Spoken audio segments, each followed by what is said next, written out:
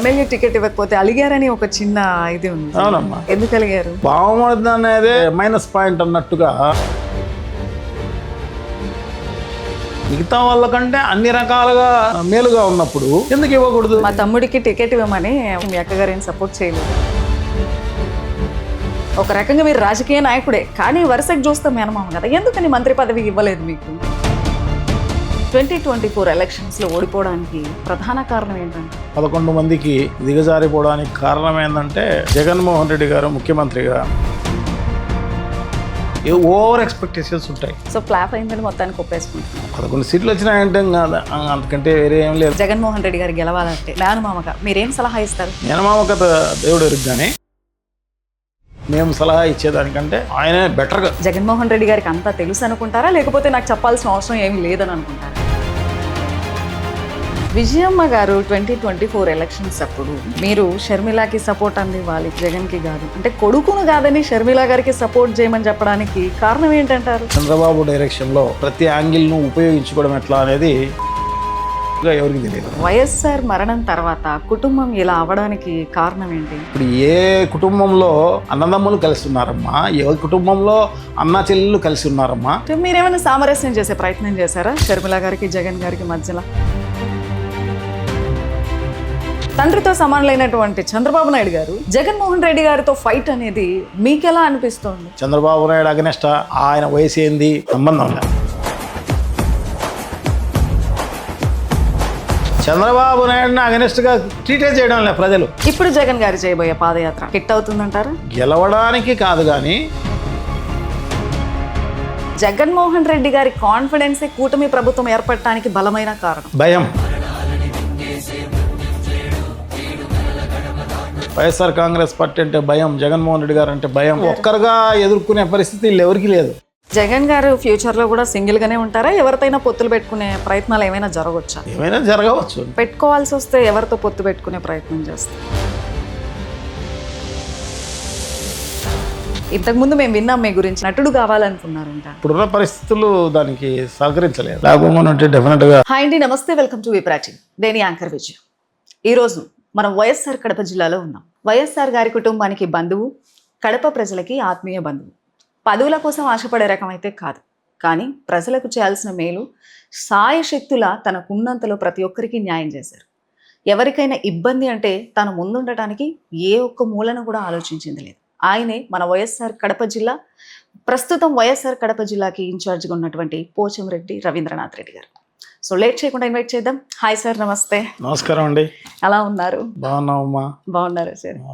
So Kadapa కార్పొరేషన్కి మొట్టమొదటి మేయర్గా వర్క్ చేసిన మీరు 2 టర్మ్స్లో ఎమ్మెల్యేగా గెలిచి ఇప్పుడు 2024 ఎలక్షన్స్లో ఓడిపోవడానికి ప్రధాన కారణం ఏంటంటారు? పార్టీ ఈ ప్రణాళికలోనే తేడా అమ్మా. సో దానివల్ల 11 మందికి దిగజారిపోవడానికి కారణం ఏంటంటే పార్టీ ప్రణాళికలోనే తేడా. అది జగన్మోహన్ రెడ్డి గారు ముఖ్యమంత్రిగా అయిన తర్వాత అయ్యేదానికి కూడా దాదాపు 10-12 ఏళ్ళు కార్యకర్తలు, నాయకులు అందరూ కూడా కష్టపడ్డారు. సో కష్టపడ్డారు కదా, ఓవర్ ఎక్స్పెక్టేషన్ ఉంటుంది. మా గవర్నమెంట్ వస్తే ఇదే అయిపోతుంది, అదే అయిపోతుంది అని చెప్పేసి అనుకొని ఉంటారు. సో ఇప్పుడు ప్రభుత్వం వచ్చింది అందరి ఆశల మేరకు. సో వచ్చిన తర్వాత దాన్ని అందుకునేదానికి కరోనా అడ్డం వచ్చింది. సో తర్వాత అది 2 ఇయర్స్ పోయింది. మిగతా 3 ఇయర్స్లో బడ్జెట్ సహకరించని పరిస్థితి. అదే కాకుండా మేనిఫెస్టోలో ఏం చెప్పడం జరిగిందో అవన్నీ అమలు చేయాలనేది జగన్మోహన్ రెడ్డి గారి ఉద్దేశం. ఎందుకంటే ఆయన నిజాలే చెప్తాడు, వెనక్కి చూడడు. సో అబద్ధాలు చెప్పడు, మోసాలు చేయడు, ఏం చేయడు. వాస్తవం తెలియజేశాడు, ఆ వాస్తవాన్ని నిజం చేసేదానికి ప్రయత్నం చేశాడు. సో బడ్జెట్ సహకరించని పరిస్థితి. సో అదే కాకుండా ఈ కార్యకర్తల నాయకులు ఓవర్ ఎక్స్పెక్టేషన్ ఉన్నది కాబట్టి ఏమేమో అయిపోతామన్న ఉద్దేశంతో, ఎందుకంటే 10-12 ఏళ్ళు వెయిట్ చేశారు. వాళ్ళకి ఎన్నో అవకాశాలు వచ్చి ఉంటాయి ఆ కార్యకర్తలకు, నాయకులకు. చాలా అవకాశాలు. ఎందుకంటే వాళ్ళకు రాజకీయాల్లోనేటి అవసరము అవకాశమే ఎక్కడైనా ఎవరికైనా. అటువంటిది వాళ్ళకి ఎన్నో అవకాశాలు వచ్చింటాయి. ఎందుకంటే కిరణ్ కుమార్ రెడ్డి గవర్నమెంట్లో, రోసయ్య గవర్నమెంట్లో, తర్వాత చంద్రబాబు నాయుడు గారి గవర్నమెంట్లో సో ఎంతోమంది వాళ్ళని ట్రై చేసి ఉంటారు మా పార్టీకి వచ్చేయండి. ఎందుకంటే 2014లో మనం అధికారంలోకి రాలేదు కాబట్టి ఆ తర్వాత ఎమ్మెల్యేలు కొంతమంది పోవడం జరిగింది. సో ఇంక ఈ పార్టీ ఉండదు అనేది కూడా అనుకునే పరిస్థితికి ఉన్నప్పుడు వాళ్ళకి ఎన్నో అవకాశాలు వచ్చాయి పాపం. సో ఆ అవకాశాలు వచ్చినా కాదని వైఎస్ఆర్ కాంగ్రెస్ పార్టీలోనే ఉన్నారు. ఎందుకంటే వైఎస్ రాజశేఖర రెడ్డి గారి కోసం, వైఎస్ జగన్మోహన్ రెడ్డి గారి కోసం. ఎందుకంటే జగన్మోహన్ రెడ్డికి అన్యాయం జరిగింది, వైఎస్ఆర్ కుటుంబానికి అన్యాయం జరిగింది అన్న ఉద్దేశంతో వాళ్ళు అట్లాగే కంటిన్యూ అయ్యారు, సపోర్ట్ చేశారు బాగా. అంత పెద్ద ఎత్తున చేసినప్పుడు వాళ్ళు కూడా రిటర్న్ అంతే కోరుకున్నారు. సో అంత కోరుకున్న మాయన ఇవ్వలేకపోయాడు జరిగింది వైఎస్ఆర్ కాంగ్రెస్ పార్టీ ప్రభుత్వం. సో అందుకు ఇప్పుడు ఏదైనా సినిమా ఉంటుంది, ఆ సినిమా సూపర్ హిట్ అని చెప్పేసి ముందు నుంచి ఒక 6 నెలల నుంచి అది మొదలుపెట్టినప్పటి నుంచి అనుకుంటూ దాంట్లో కొంత తేడా వచ్చిన సినిమా రిలీజ్ అప్పుడు సూపర్ ఫ్లాప్ అయిపోతుంది. ఓవర్ ఎక్స్పెక్టేషన్స్ ఉంటాయి. అంటే మీ వాళ్ళు ఓవర్ ఎక్స్పెక్ట్ చేశారంటారా? డెఫినెట్గా. ఎందుకంటే దాదాపు 175 అంటూ కూడా ఎందుకు రాదు అనే దానికి కూడా ఒక కార్యక్రమం నిర్వహించారు మీరు. అవును. మరి ఎందుకని 175 మీరు రీచ్ కాలేకపోయారు? సో దానికి ఆ రకంగా ఎక్స్పెక్ట్ చేసిన వలన వాళ్ళు కొంచెం తక్కువ వచ్చినా కూడా సినిమా మాదిరే okay super flop. Okay. So అట్లా కాకోకుండా మామూలు సాదాగా ఏమి ఎక్స్పెక్టేషన్స్ లేకుండా సినిమాకి పోయామనుకోండి, అది కొంచెం బాగున్నా సూపర్ హిట్ అయిపోతుంది వేరే సినిమాలు లేనప్పుడు. సో ఫ్లాప్ అయిందని మొత్తానికి ఒప్పేసుకుంటున్నారు. 11 సీట్లు వచ్చినాయంటే అంతకంటే వేరే ఏం లేదు కదా. ఈ మధ్య కాలంలో అంటే మన ప్రణాళికల్లోనే లోపం ఉంది. ఓకే. సో పార్టీ అనేది ఒక కన్ను, పార్టీ కార్యకర్తలు నాయకులు అనేది ఒక కన్నులాగా చూడాలి, ప్రభుత్వాన్ని ఇంకొక కన్నులాగా చూడాలి. సో ఒక కన్నే మనం చూసి ప్రభుత్వము ప్రజలు ఇది మాత్రమే చూసి పార్టీని కార్యకర్తలను చూడకపోతే ఏమవుతుంది? అంటే మన ప్రభుత్వం వచ్చినా మనకేం మేలు జరగలేదు కదా అనుకునే పరిస్థితికి వాళ్ళు వచ్చి చూస్తూ ఉండిపోయినారు వాళ్ళు. ఓకే. మీ ప్రభుత్వం అధికారంలో ఉన్న కూడా కార్యకర్తలకు పెద్దగా ప్రాధాన్యత ఇవ్వలేదని వినికిడి కూడా బయట బాగా బలంగా ఉంది. రాబోయే కాలంలో అది ఉండదు. ఓకే. సో ఇప్పుడు మీరు కార్యకర్తలకు 2ఓలో కార్యకర్తలకు పెద్దపీట వేస్తారు, నాయకులకు పెద్దపీట వేస్తారు. సో డెఫినెట్గా అలాగే ప్రజలకు సంబంధించి ప్రభుత్వానికి సంబంధించి కూడా పెద్దపీట వేసే కార్యక్రమం చేస్తారు. కాబట్టి అంతకుముందు రాజశేఖర రెడ్డి గారి పరిపాలన అలాగే సాగింది. ఓకే. అందుకోసమే ఆయన దేవుడని అనుకోవడం జరిగింది. ఈయనను కూడా దేవుడు అంటారు. కానీ ఇక్కడ ఒకవైపు కొంత మనం ఎక్స్పెక్ట్ చేసినంత ఇది లేదు కాబట్టి ఆ రకంగా జరిగింది. దీని మీద ఎటువంటి జాగ్రత్తలు తీసుకోబోతున్నారు ఫర్దర్గా? అంటే ఈ 2ఓలో డిఫరెంట్గానే ఉంటుంది. సో అన్ని యాంగిల్స్లోనూ ఆలోచన చేసి ముందుకు పోయే కార్యక్రమం జరుగుతుంది. యువతకు పెద్దపీట వేస్తారా? యువతకే కాదు, నాయకులకు, కార్యకర్తలకు, అందరికీ కూడా. సో ఎందుకంటే ఈ ప్రభుత్వం ఏం చేస్తుంది అంటే, ఇప్పుడు వచ్చిన ప్రభుత్వం వాళ్ళు కూడా అలివికాని హామీలన్నీ ఇచ్చి మేనిఫెస్టోలో అధికారమే పరమావధి అన్నట్టు, ఇదేదో లాస్ట్ ఛాన్స్ అన్నట్టు, చంద్రబాబు నాయుడు గారికి ఇంకా 75 ఏళ్ళు 74 ఏళ్ళు వచ్చేసినాయి, ఇంకా రేపు మళ్ళా వచ్చే అవకాశం ఉండదేమో, 80 ఏళ్ళు వచ్చేసి ఉంటాయి. సో ఇటువంటి పరిస్థితుల్లో మనకు చెప్పాల్సినవన్నీ చెప్పేసేసి అధికారంలోకి వస్తే చాలు అన్న ఉద్దేశంతో అది చెప్పిన పరిస్థితి అన్నమాట. సో అందుకోసమే ఏమీ అమలు చేయలేని పరిస్థితి, చేయరు కూడా. మోసం, దగా. సో ఇవన్నీ జగన్మోహన్ రెడ్డి గారు చెప్పే ప్రయత్నం కూడా చేశారు, ఎలక్షన్స్ క్యాంపెయిన్లో కూడా. సో ఈ హామీలు మీరు నమ్మకండి, ఇది చేయడానికి పెద్దగా మన దగ్గర ఖజానా కూడా లేదు. కానీ ప్రజలు కూడా జగన్మోహన్ రెడ్డి గారు చేసినటువంటి మేలు కంటే అవతల ఇచ్చిన హామీలకే ఎక్కువగా అట్రాక్ట్ అయ్యారంటారా? అంటే ఎవరైనా ఆశపడడంలో తప్పు లేదమ్మా. ఆశపడతారు కూడా. అంటే అది సో డెఫినెట్గా ఎందుకంటే జగన్మోహన్ రెడ్డి గారు ఇచ్చారు కదా, ఓకే బడ్జెట్ సహకరించకపోయినా కోవిడ్ అనేది వచ్చినా ఇచ్చాడు కదా, చంద్రబాబు కూడా ఇస్తాడు కదా అని పొరపాటు పడినారు అనమాట. గతంలో పరిపాలన ఒకసారి బేరీజ్ వేసుకుని ఉంటే ఆ పొరపాటు జరిగి ఉండదు. సో వాళ్ళు అంటే మర్చిపోవడం అనేది మానవ సహజం కాబట్టి సో ఆ రకంగా మర్చిపోయినారేమో. అంటే ప్రభుత్వంని ప్రజలు నమ్మి మోసపోయారంటారా? అంతే కదా, 100%. ఓకే. ఎందుకంటే వాళ్ళకు చంద్రబాబు నాయుడు గారు, పవన్ కళ్యాణ్ బీజేపీ సంతకాలు పెట్టలే. ఓకే. ఆ బాండ్లలో మేనిఫెస్టోలో చెప్పడమే కాకుండా ప్రతి మీటింగుల్లో చెప్పే పనే కాకుండా ప్రతి ఇంటికి బాండ్లు ఇచ్చినారు. బాండ్లు పవన్ కళ్యాణ్, చంద్రబాబు నాయుడు గారు ఇద్దరు సంతకాలు చేసి ఏమని, ఆ ఇంటికి సంబంధించి ఈ లబ్ధి వస్తుంది మీకు, అంటే మహిళలకు సంబంధించిన వచ్చే అవకాశం ఉంటే అవన్నీ 18,000 రూపాయలు వచ్చే అవకాశం ఉంటే ఎంతమంది మహిళలు ఉంటే అంతమందికి వస్తుంది. అలాగే బీసీ, ఎస్సీ, ఎస్టీ, మైనారిటీలకు సంబంధించిన మహిళలు 50 ఏళ్ళకే పెన్షన్ వస్తుంది. సో పిల్లలు ఎంతమంది ఉంటే అంతమందికి 15,000 రూపాయల ప్రకారం వేసే కార్యక్రమం చేస్తాం. అలాగే రైతులకు సంబంధించి కూడా కేంద్ర ప్రభుత్వం ఇచ్చే 6,000 రూపాయలు పక్కన పెట్టి మేము 20,000 రూపాయలు ఇస్తాం.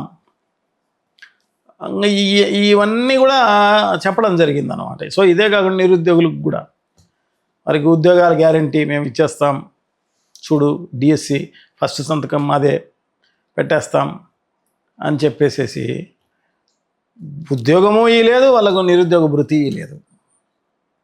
ఎంప్లాయీస్కు అందరికీ కూడా వాళ్ళకు ఐఆర్ఎస్ చేస్తాం, ప్రభుత్వం వస్తానే ఇంటర్మ్ రిలీఫ్ ఇస్తాం. పిఆర్సీ, కొత్త పిఆర్సీలో ఇంతకుముందు మేము అంత ఇచ్చాం, సో ఇప్పుడు ఇంకా ఎంత ఇవ్వబోతాం. సో ఈ రకంగా పాత పెన్షన్ విధానాన్ని కొనసాగిస్తాం. ఇవన్నీ కూడా చెప్పి ఉద్యోగస్తులను ఆ రకంగా మోసం చేయడం జరిగింది. అలాగే అందులో జగన్మోహన్ రెడ్డి గారు ఇచ్చేటన్నీ కంటిన్యూ చేస్తాం. ఆ సంక్షేమ కార్యక్రమాలన్నీ మేము ఎక్స్ట్రా ఇస్తాం. ఓకే. అది కూడా 2024 జూన్ నుంచే ఇస్తాం. అలాగే పెన్షన్లు అనేటి మార్చి నుంచి ఇస్తాం, మార్చి నుంచి పెన్షన్ కల్పిస్తాం. ఈ రకంగా అన్ని అబద్ధాలని చెప్పి వాళ్ళకు బాండ్ల రూపేణా ఇంత ఆదాయం వస్తుంది మీ కుటుంబానికి ప్రతి సంవత్సరం, అది జూన్ నుంచి మొదలవుతుంది, 2024 నుంచే మొదలవుతుంది. ఇంత కాన్ఫిడెంట్గా చెప్పినప్పుడు వాళ్ళు నిజంగా మరి అవ్వలేదు కదా, ఆశపడతారు. ఎవరైనా అవ్వలేదు కదా, ఇవ్వలేదు కదా. అందుకోసమే కదా ఇప్పుడు ప్రతి ప్రభుత్వం వచ్చిన 3 నెలలకే వ్యతిరేకత అనేది వచ్చిందంటే అర్థమేంటి? మరి మీ పార్టీ సైడ్ నుండి మీరు ప్రజలకి ఇది అర్థమయ్యేలాగా చెప్పే ప్రయత్నం ఏమైనా చేస్తున్నారా? చేస్తున్నాం, కానీ మాకు మా పార్టీకి సంబంధించి ఉన్న డ్రాబ్యాక్ ఏంటంటే ఈ మీడియా అనేది సహకరించదు. ఉన్న మీడియా అంతా కూడా తెలుగుదేశం పార్టీ మరి ఎలా వాళ్ళు క్యాస్ట్ వైజ్ మేనేజ్ చేస్తారో, డబ్బులు ఇచ్చి మేనేజ్ చేస్తారో, ఏం చేస్తారో మొత్తం పైన మీడియా మొత్తం వాళ్ళకే సహకరించే కార్యక్రమం చేస్తారు. మనకున్నది ఒకటే ఒక ఛానల్, సాక్షి పేపరు, సాక్షి ఛానల్. అంటే మీ మీడియా ద్వారా అయినా మీరు ప్రజలకు చెప్పే ప్రయత్నం చేయొచ్చు. అంటే అది డామినేట్ అవుతుంది కదా. ఒకరు మాట్లాడేదానికి ఆ పక్కనే 15 మంది మాట్లాడినారనుకోండి, అంటే ఎవరి సౌండ్ వినపడుతుంది. కానీ రీసెంట్గా పవన్ కళ్యాణ్ గారు మీరు 11 మంది అయినా కూడా 1100 మందితో సమానం అనే కామెంట్ కూడా మీ పైన ఇచ్చారు కదా. అవును. మరి మీరు 11 మంది అయినా 1100 మంది రేంజ్లో మాట్లాడుతున్నప్పుడు ఖచ్చితంగా మీరు మాట్లాడవచ్చు కదా. అందుకోసమే మేము గ్రౌండ్ లెవెల్లో ఇంటింటికి తెలియజేసే కార్యక్రమం చేపడుతున్నాం. ఇంకా సోషల్ మీడియా అనేది ఉంటుంది, అది కూడా డామినేట్ చేసే కార్యక్రమం జరుగుతుంది. తెలుగుదేశం పార్టీ విచ్చలవిడిగా దాంట్లో కూడా వాళ్ళు ఖర్చు పెడతారు. ఇప్పుడు సూపర్ 6 హామీలు ఏవైతే ఇచ్చారో వీళ్ళు, సో ఈ సూపర్ 6 హామీలు ప్రజలకి ఎంతవరకు సంతృప్తిని కలిగించే విధంగా ఉన్నాయి అంటే ఇవి నిజమైన హామీలా కాదా, లేకపోతే ఈ పరిపాలనకి ఇంకా టైం ఉంది 3 years, ఆలోపు కూడా మేబీ ఇస్తారనే ఆలోచనలో కూడా ఉండి ఉండొచ్చు. కాబట్టి మీరేమంటారు? ఆశ ఉండవచ్చు, కానీ వాళ్ళు చెప్పింది 2024 జూన్కే ఇస్తామని. ఓకే. ఇప్పటికి 2 years అయిపోయింది. అంటే ఇప్పటికే వాళ్ళకి ఎంత నష్టం వచ్చింది వాళ్ళ బాండ్ పేపర్ లాగా తెలిసిపోయి ఉంటుంది. సంవత్సరానికి ఇంత వచ్చేది పాపం చంద్రబాబు చెప్పాడు, ఇవ్వలేదు అని చెప్పేసి మోసం చేశాడు. ప్రజలకు బాకీ పడినట్టే కదా ఇప్పుడు అవన్నీ. అంతే కదా. మరి అవి తిరిగి సో వీళ్ళందరూ కోర్టులో ఛాలెంజ్ చేస్తే ఆ బాండ్ పేపర్లను తీసుకుపోయి డెఫినెట్గా అతను కట్టియాల్సి వస్తుంది ఇద్దరు.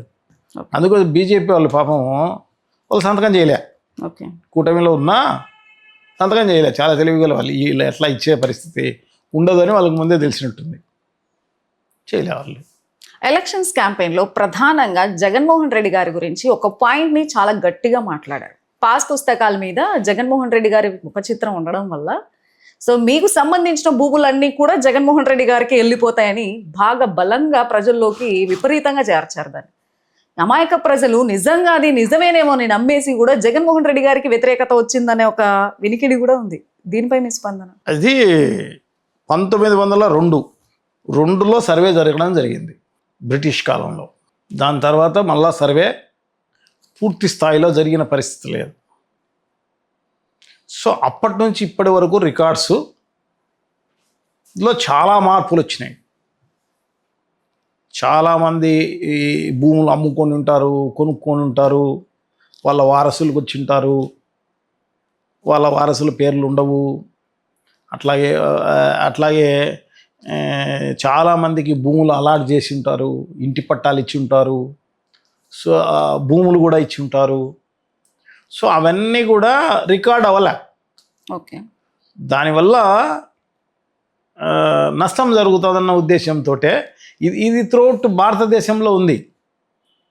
సో అది భారతదేశంలో సెంట్రల్ గవర్నమెంట్ దీన్ని ఇన్సిస్ట్ చేయడం జరిగింది, సర్వే చేయండి అని చెప్పేసి. సర్వే చేయొచ్చు, మరి ఫోటో ఎందుకు వేయాలి పాస్ పుస్తకాల మీద? అంటే ఎవరు ఆ ధైర్యం కూడా చేయలే.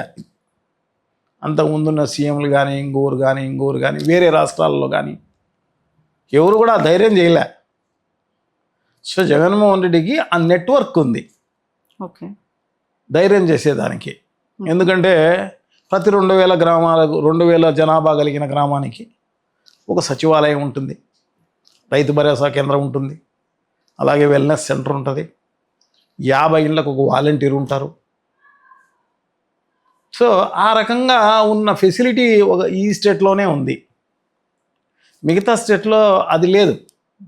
ఈరోజు కూడా తెలంగాణ కానీ కర్ణాటక కానీ చూస్తే మండలంలో ఒకటే సర్వేయర్ ఉంటాడు, ఓకే, మండలానికి మొత్తానికి.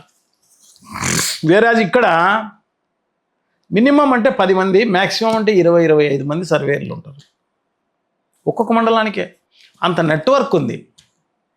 అంటే మొదలు పెడితే సంవత్సరానికి 2 ఏళ్లకు పూర్తయిపోయే కార్యక్రమం జరుగుతుంది. మిగతా చోట్ల ఆ ఫెసిలిటీ లేదు. వాళ్ళు 10 ఏళ్ళలో 15 ఏళ్ళలో 20 ఏళ్ళలో చేయాలి, మొత్తం రాష్ట్రం అంతా కంప్లీట్ కావాలంటే. సో అందుకు ఆయన ధైర్యం చేయడం జరిగింది. 1902 నుంచి ఇంతవరకు చేయని సర్వేని ఆయన చేశాడు కాబట్టి సో తప్పకుండా ఎవరైనా ఆ గుర్తింపు కావాలని కోరుకుంటారు. ఓకే. అంతేగాని చంద్రబాబు మాదిరి ఇంకొకరి మాదిరి దోచుకుందామని తీసేసుకుందామని ఇటువంటి ఏమో ఉండదు అదమ్మా. అందుకోసము ఆయన అంత పెద్ద ప్రయోగం చేశాడు కాబట్టి, అంత ఎవరు చేయంది చేశాడు కాబట్టి సో తప్పకుండా ఎవరైనా కోరుకుంటారు. దాన్ని వాళ్ళకు మీడియా ఉంది కాబట్టి దీన్నే పదే చెప్పడంతో నిజంగానే ఏమన్నా జగన్మోహన్ రెడ్డి ఫోటో వేసుకున్నాడు కదా,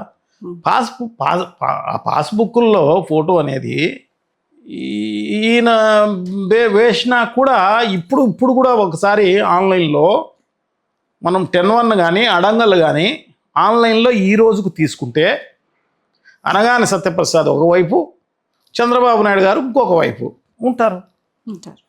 అంటే ఆ అడంగల్లు 10-1 తీసుకుంటేనే ఆ ఫోటోలు వచ్చినప్పుడు చంద్రబాబు అనగానే సత్యప్రసాద్ దోసుకోడా? అంటే వాళ్ళు చేస్తే అదేదో సామెత ఉంది, ఇంకొకటి చేస్తే ఇంకో రకమైన ఓకే. అట్లా. సో ఇది ఏమైంది దాని తర్వాత ఇప్పుడు అది సెంట్రల్ గవర్నమెంట్ ఇన్సిస్ట్ చేసేపాటికి, ఎందుకంటే అక్కడ నుంచి ఫండ్స్ రావు ఇది చేయకపోతే. సో ఇప్పుడు చంద్రబాబు కూడా అదే చేస్తున్నారు. ఇప్పుడు మీరు దీన్ని ప్రతిఘటించే ప్రయత్నం ఏమైనా చేస్తున్నారా? మంచిది కదా ప్రజలకు, ఓకే. మంచి జరుగుతుంటే మనం ఆహ్వానిస్తాం. ఓకే. అది చంద్రబాబు చేయి ఇంకొకటి చేయి అది కంటిన్యూ చేస్తున్నాడు కదా జగన్మోహన్ రెడ్డి గారు. ఇప్పుడు వాళ్ళ ఫోటోలు కూడా వేసే ప్రయత్నం చేస్తున్నారు కదా. చేస్తున్నాడు కదా. మరి ఈ రోజు కూడా ఎవరైనా కూడా 10-1 అడంగళ్ళు ఆన్లైన్లో తీసేస్తే మీ సేవకు ఇప్పుడు తీసుకుంటే వస్తుంది, చూసుకోవచ్చు. వాళ్ళ ముఖార విందాలు 2 ఓకే. వాళ్ళు ఉపయోగించుకున్నారు. ఓకే. మనం చేసింది చెప్పలేదు, వాళ్ళు చేయకపోయినా అభాండాలు వేసి ఇంకొకటి చేసి ఆ రకంగా పబ్బం గడుపుకోవడం జరిగింది అన్నమాట. లాస్ట్ టైం మీరు విన్ అయినప్పటికీ కూడా మీరు ఏవేవైతే హామీలు ఇచ్చారో వాటిని ఆల్మోస్ట్ ప్రజలకి ఏదైతే ప్రామిస్ చేశారో వాటిని నెరవేర్చేదానికి 99% ట్రై చేశారని కూడా మీ వాళ్ళు బాగా బలంగా చెప్తున్నారు. అంత చేసినప్పటికీ కూడా అంటే ఇప్పుడు 2 years కంప్లీట్ అయిపోయింది ఈ కూటమి ప్రభుత్వంలో, బట్ ప్రజలు సఫర్ అవుతున్నారనేది కూడా ప్రజలకు అర్థమవుతుంది. మీరు దీని గురించి మాట్లాడాల్సి వస్తే కూటమి ప్రభుత్వం 2 ఏళ్ళు పూర్తయ్యే తర్వాత నేను మాట్లాడతాను, అంతవరకు నేను మాట్లాడను అన్నారు. సో గతంలో మీరు అందించిన దానికి ఇప్పుడు వీళ్ళు చేసిన దానికి ఇప్పుడు మీ అభిప్రాయం ఏమంటారు? నిజంగా వాళ్ళందరినీ ప్రజలను మోసం చేయడమే కదా. ఓకే. ఏదో పెద్ద ఎత్తున మేము అభివృద్ధి కార్యక్రమాలు చేస్తామని జగన్మోహన్ రెడ్డి గారు చేయలేదని చెప్పి, ఆర్థిక విధ్వంసం అని చెప్పి, ఇంకొకటి చెప్పి, ఇవన్నీ కూడా ఒట్టి ప్రజలను మభ్యపెట్టడానికి మోసం చేయడానికి ఉపయోగపడినాయి తప్ప ఇప్పుడు చేసేది ఏంది? వాళ్ళు ఏమన్నా అభివృద్ధి కార్యక్రమాలు ఈ 2 ఏళ్ల కాలంలో ఎక్కడ తీసుకున్నారు, ఏం చేసినారు చూపించమనండి. అంటే డిఎస్సి మొన్న వచ్చాయి, అది మొదటి రోజే సంతకం చేస్తామని చెప్పి ప్రభుత్వం వచ్చిన మొదటి రోజే డిఎస్సి మెగా డిఎస్సి చేస్తామని చెప్పేసేసి చేయడం జరిగింది. ఎప్పుడు చేసినారు? సంవత్సరం తర్వాత నోటిఫికేషన్ ఇచ్చినారు. సంతకం అయితే ఆ రోజు చేసినారు, ఏమి జరగలేదు. సంవత్సరం తర్వాత నోటిఫికేషన్ ఇవ్వడం జరిగింది, లక్షలాది మంది అప్లై చేయడం జరిగింది. వాళ్ళందరికీ ఎలా నష్టపోయినారు అనేది అందరికీ తెలిసిన విషయం. అంటే నిజంగా డిఎస్సిలో మోసాలు జరిగాయి అంటారా? పెద్ద ఎత్తున జరిగింది. మెగా డిఎస్సి అని చెప్పి 16,000 పోస్టులే. మెగా డిఎస్సి అని చెప్పిన వాళ్ళు లక్షలే పోస్టులు ఏం వదలలే, 16,000 పోస్టులకు పిలవడం జరిగింది. ఆ 16,000 పోస్టులకు సంబంధించి టీచర్ పోస్టులకు లక్షల మంది, దాదాపు 7-8 లక్షల మంది అప్లై చేయడం జరిగింది. వాళ్ళందరూ పాపము కోచింగ్కి పోవడం జరిగింది. దాని గురించి పెద్ద ఎత్తున ఖర్చు పెట్టుకొని పాపం, ఎందుకంటే మర్చిపోయింటారు వాళ్ళు చదువు అయిపోయింటుంది. చదువు అయిపోయిన తర్వాత 5-6 ఏళ్ళ తర్వాత ఈ డిఎస్సి వస్తే సో దానికి మర్చిపోయింటారు కాబట్టి కోచింగ్కి పోయింటారు, అంతా ఖర్చు పెట్టింటారు. ఇన్ని చేసి వాళ్ళంతా కష్టపడి రాస్తే ఈ రకంగా పేపర్ లీక్ చేసి అన్ని అవకతవకలు చేసి దీనికోసం అదే పనిగా స్పెషల్ జీవోలు ఇచ్చి దీనికోసమే ఇవ్వడం జరిగింది. ఓకే. స్పోర్ట్స్ కోటా అనేది పరీక్ష రాయాల్సిన పని లేదు, ఓకే. డిఎస్సిలో అటెండ్ కావాల్సిన పని లేదు. ఈయన స్పోర్ట్స్లో ఎప్పుడో ఒకసారి హాజరై ఆ సర్టిఫికేట్ తీసుకుంటే చాలు. ఆ సర్టిఫికేట్లు లక్షల రూపాయలు సర్టిఫికేటు. మరి ఈ స్పోర్ట్స్ కోటాల పేకాటను కూడా చేర్చారని చెప్పేసి ఈ మధ్య చాలా వైరల్. డైరెక్ట్గా పేకాట కాదు, అదేదో బ్రిడ్జ్ అని చెప్పేసి ఒక గేమ్, ఆ గేమ్లో కూడా ఇంక్లూడ్ చేసినాను. బ్రిడ్జ్ అంటే పేకాటనే కదా సార్? అంటే డైరెక్ట్గా పేకాట అని దాని పేరు కాదు కానీ ఓకే ఇంకొక పేరుతో పిలుస్తారు అంతే. అంటే ఈ మధ్య కాలంలో ఈ టాపిక్ బాగా వైరల్ అయింది. అవును. సో అర్హుల కంటే వేరే వాళ్ళకే జాబ్స్ వెళ్ళిపోయాయని చెప్పేసి ఎవరికి దాన్ని ఎవరు ఉపయోగించుకున్నట్టు లేదు. ఓకే. జనరల్గా మామూలుగా అయితే అట్లా చేస్తామని అనుకున్నారేమో, ఎందుకంటే అదైతే ఈజీగా ఎవరైనా ఇస్తారులే అని చెప్పేసి అనుకున్నారేమో.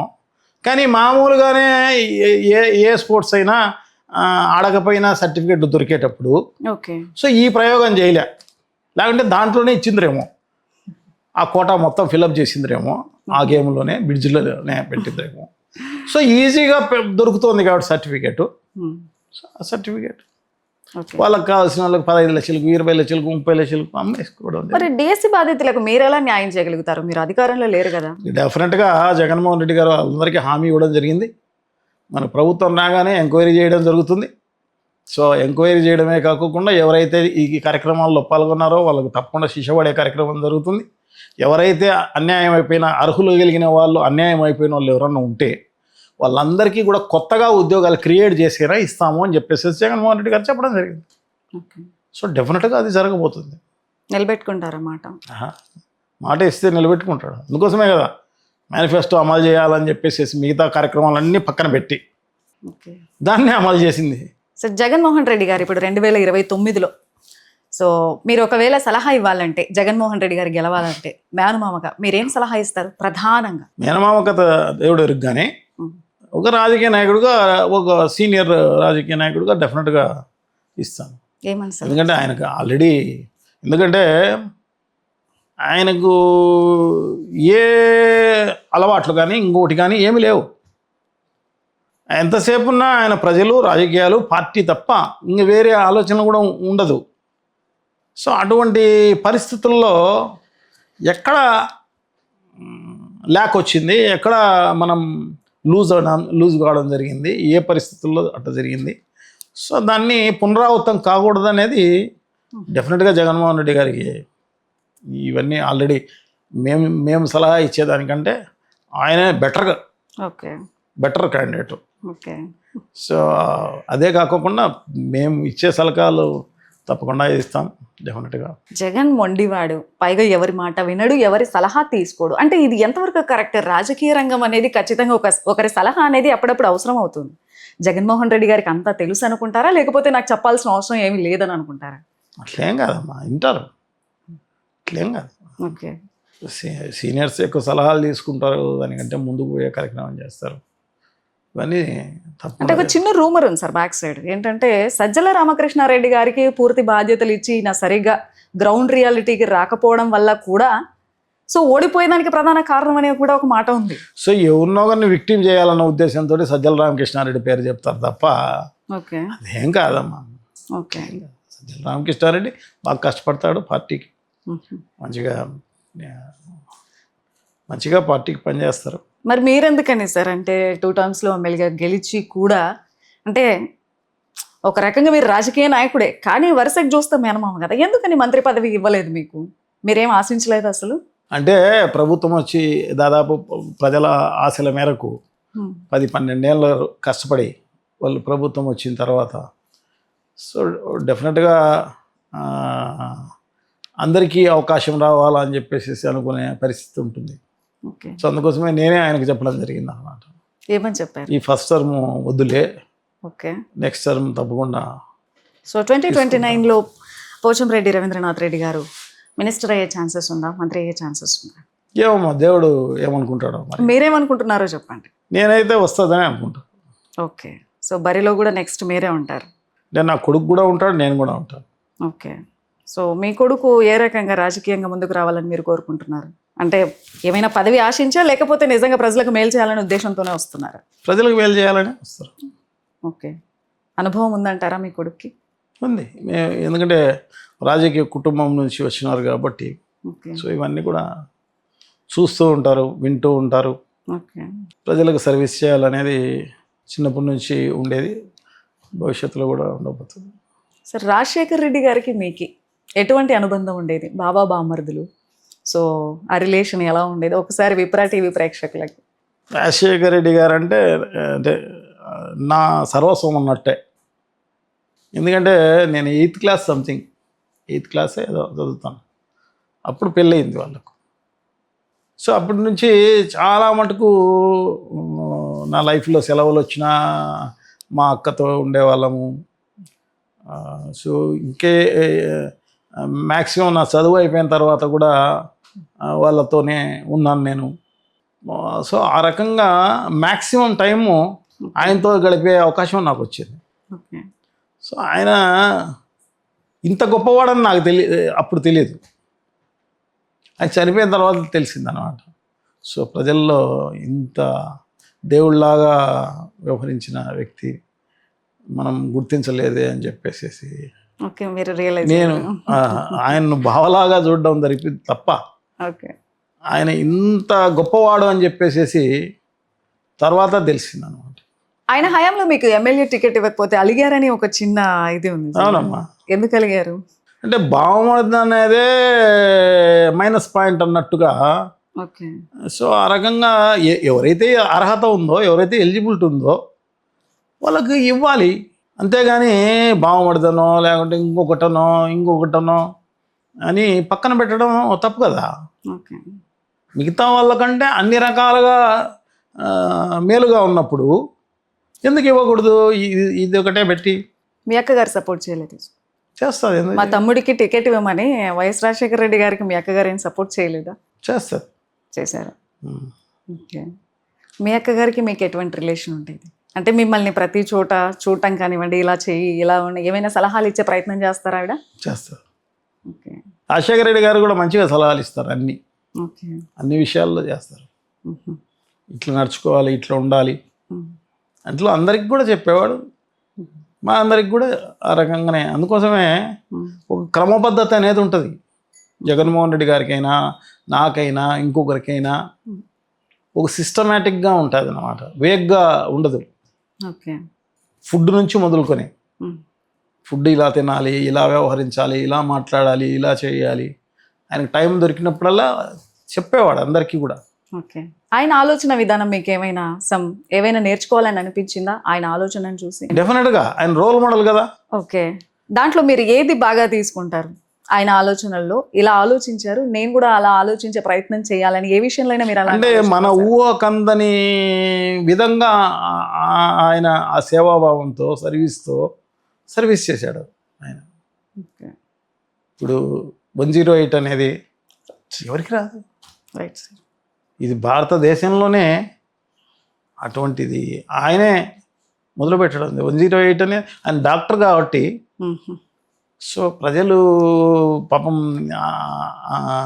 అర్ధరాత్రి అపరాత్రి ఏడన్నా యాక్సిడెంట్లు అయినా లేకుంటే గుండెపోటు లాంటిది ఏదైనా అర్ధరాత్రి అపరాత్రే వస్తుంది.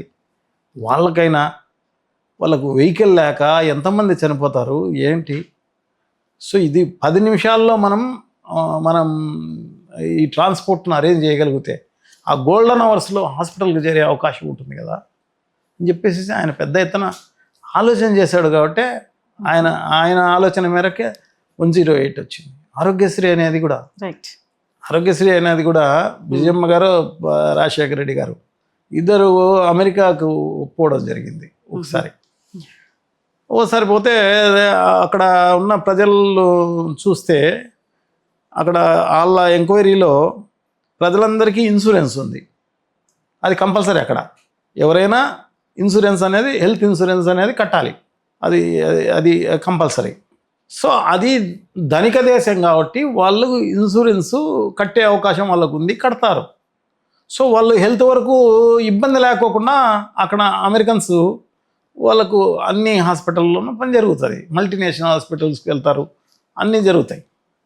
సో అటువంటి సిస్టమ్ మన ఇండియాలో లేదు.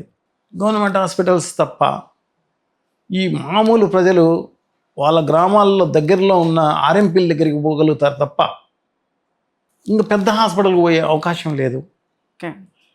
సో మల్టీనేషనల్ హాస్పిటల్స్లో బీదవాళ్ళు కూడా ఆరోగ్యాన్ని గురించి పరీక్షలు చేసుకోవాలి, వాళ్ళు ఆరోగ్యాన్ని చూసుకోవాలి అన్న ఉద్దేశంతో పెట్టిన పరిస్థితి అది డాక్టర్ కాబట్టి ఆయన పెట్టడం జరిగింది. ఓకే. సో ఇవన్నీ మామూలు మాటలు కాదమ్మా. ఇవన్నీ మీకు రోల్ మోడల్గా తీసుకున్నారు ఆయన నుండి. అంతే కదా. సరే, ఇంకా విషయానికి వస్తే ఇందాక మీరు ఒక విషయం మాట్లాడారు. విజయమ్మ గారు 2024 ఎలక్షన్స్ అప్పుడు అమెరికా నుండి ఒక వీడియో పెట్టింది. సో మీరు షర్మిలాకి సపోర్ట్ అందివ్వాలి, జగన్కి కాదు అంటే కొడుకును కాదని షర్మిల గారికి సపోర్ట్ చేయమని చెప్పడానికి కారణం ఏంటంటారు? అంటే మీరు దీన్ని సమర్థించారు అప్పట్లో? అది మరి ఒరిజినల్గా ఆమె ఇచ్చిందో లేకుంటే చంద్రబాబు డైరెక్షన్లో ఆ రకమైన ఇది వచ్చిందో. ఓకే. మొత్తం పైన ఆయన చాలా తెలివిగలవాడు కదా. అంటే ప్రతి యాంగిల్ను ఉపయోగించుకోవడం ఎట్లా అనేది చంద్రబాబుకు తెలిసినట్టుగా ఎవరికి తెలియదు. సో ఈ యాంగిల్ కూడా ప్రొజెక్ట్ చేసే కార్యక్రమం చేద్దామన్న ఉద్దేశంతో సృష్టి చేయడం జరిగింది. అని నేనైతే భావిస్తాను. అసలు ఎందుకు సార్ వైఎస్ఆర్ మరణం తర్వాత కుటుంబం ఇలా అవ్వడానికి కారణం ఏంటి? ఎంత పేరు ప్రఖ్యాతులు ఉన్నటువంటి గౌరవ కుటుంబంలో పుట్టినటువంటి ఈ కుటుంబం జస్ట్ ఇప్పుడు ఇలా ఉంది అని ఊహించుకోవడానికి కూడా నిజంగా బాధాకరం. ఎందుకంటే వైఎస్ఆర్ గారు ఏదైతే పేరు ప్రతిష్టలు సంపాదించారో ఆయన మరణం తర్వాత ఇలా జరగడం నిజంగా ఇది చాలా బాధ. ఎందుకని ఇటువంటి సమస్యలు? ఇవి ప్రతి కుటుంబంలోనూ ఉంటాయమ్మా. మీరు ఒకసారి మీ కుటుంబం అయినా చూసుకోవచ్చు, లేదంటే నా కుటుంబం అయినా చూసుకోవచ్చు, లేదంటే ఎవరి కుటుంబం అయినా చూసుకోవచ్చు. దీన్ని చిలువలు పలువలు చేసి ఓకే. ఈ యాంగిల్ను కూడా ఉపయోగించుకోవచ్చు అని చెప్పేసి చంద్రబాబు చేసిన సృష్టి తప్ప ఇప్పుడు ఏ కుటుంబంలో అన్నదమ్ములు కలిసి ఉన్నారమ్మా, ఏ కుటుంబంలో అన్నా చెల్లెళ్ళు కలిసి ఉన్నారమ్మా? ఓకే. చూపించండి నాకు. అన్ని కుటుంబాలు ఒక కుటుంబాన్ని చూపించండి. వైఎస్ఆర్ ఈ కుటుంబం కడప టౌన్లోనే చూద్దాం. ఇప్పుడు ఎన్ని కుటుంబాలు అందరూ కలిసికట్టుగా ఉన్న పరిస్థితి ఎక్కడ ఉంది చూపించండి. దాన్ని భూతద్దంలో చూపించి ఇదేందో ఆ కుటుంబంలో మాత్రమే జరిగింది అని చెప్పేసేసి చూపించి దాన్ని కూడా ఉపయోగించుకొని దాన్ని కూడా ఓట్లు దండుకునే దానికి ఉపయోగించుకునే కార్యక్రమం చేయడం జరిగింది తప్ప ఇంకొకటి కాదు. ఓకే. చిన్న చిన్న మనస్పర్ధలు అనేటివి ఎవరికైనా ఉంటాయమ్మా. ఓకే. సో వాళ్ళకు కూడా ఉండవచ్చు అంతే. మీరేమైనా సామరస్యం చేసే ప్రయత్నం చేశారా షర్మిల గారికి జగన్ గారికి మధ్యలో? అది ఫస్ట్ లోనే చేసుంటే సరిపోయిందమ్మా, అది లేట్ అయిపోయింది. ఓకే. సో అది ఇప్పుడు సో అది కాలమే సమాధానం చెప్తుంది. ఓకే. సో చంద్రబాబు నాయుడు గారు షర్మిల గారిని పావుగా వాడుకునే ప్రయత్నం చేస్తున్నారు. సో షర్మిల గారిని వాడుకున్నంత మాత్రాన ఆ రాజకీయాలన్నీ ఇక్కడ చెల్లుతాయంటారా? ఇది మొన్న ఎలక్షన్లో చూడడం జరిగింది కదా. ఓకే. మన ముందరనే జరిగింది. ఎలా వాడుకోవచ్చు అంటే అన్నదమ్ముల మధ్యలో ఉన్న వైషమ్యాలను ఎలా ప్రేరేపించవచ్చు, వాళ్ళకు కాకుండా ఎలా చేయవచ్చు, వాళ్ళకు ఎంత దూరం తీసుకుపోవచ్చు అనేది పీక్ లెవెల్కి తీసుకుపోవడం జరిగింది అన్నమాట. దాన్ని ఇప్పుడు ప్రజలు అడిగే ప్రశ్నలు కావచ్చు, మీడియా ప్రతినిధులు కావచ్చు, ప్రతిదానికి తల్లి చెల్లి గొడ్డలి ఇదే సమాధానం చెప్తున్నారు. అంటే ఓట్లు వేసి గెలిపించిన ప్రజలకు ఎందుకు ప్రభుత్వం సమాధానం చెప్పే ధైర్యం చేయలేకపోతుంది? అదే కదా ప్రజలు కూడా అడుగుతున్నారు. నువ్వు 2 ఏళ్ల కాలం అయిపోయింది, 2 ఏళ్ల కాలంలో నువ్వు ఏం చేసినావు అనేది ప్రజలకు చెప్పకుండా దానికి సమాధానం లేదు. నువ్వు ఈ 2 yearsలో ఏం చేసావు అనేది ఎంతసేపు ఉన్నా గత ప్రభుత్వంలో ఆర్థిక విధ్వంసము, గత ప్రభుత్వంలో ఇది జరిగింది, అది అంటే ఆ వివేకానంద రెడ్డి గారిది దురదృష్టవశాత్తు జరిగింది. మరి ఎలా జరిగిందో ఏం జరిగిందో అనేది ఆ దేవుడికి ఎరక. జరిగింది. ఆ జరిగిన దాన్ని అతనే ముఖ్యమంత్రిగా ఉన్నాడు, రైట్, చంద్రబాబు నాయుడు గారు. అది జరిగినప్పుడు 5 నెలల కాలం ఉన్నాడు. 5 నెలల కాలంలో ఆయన వెరిఫై చేసి ఉండొచ్చు, తరోగా చేసి ఉండొచ్చు.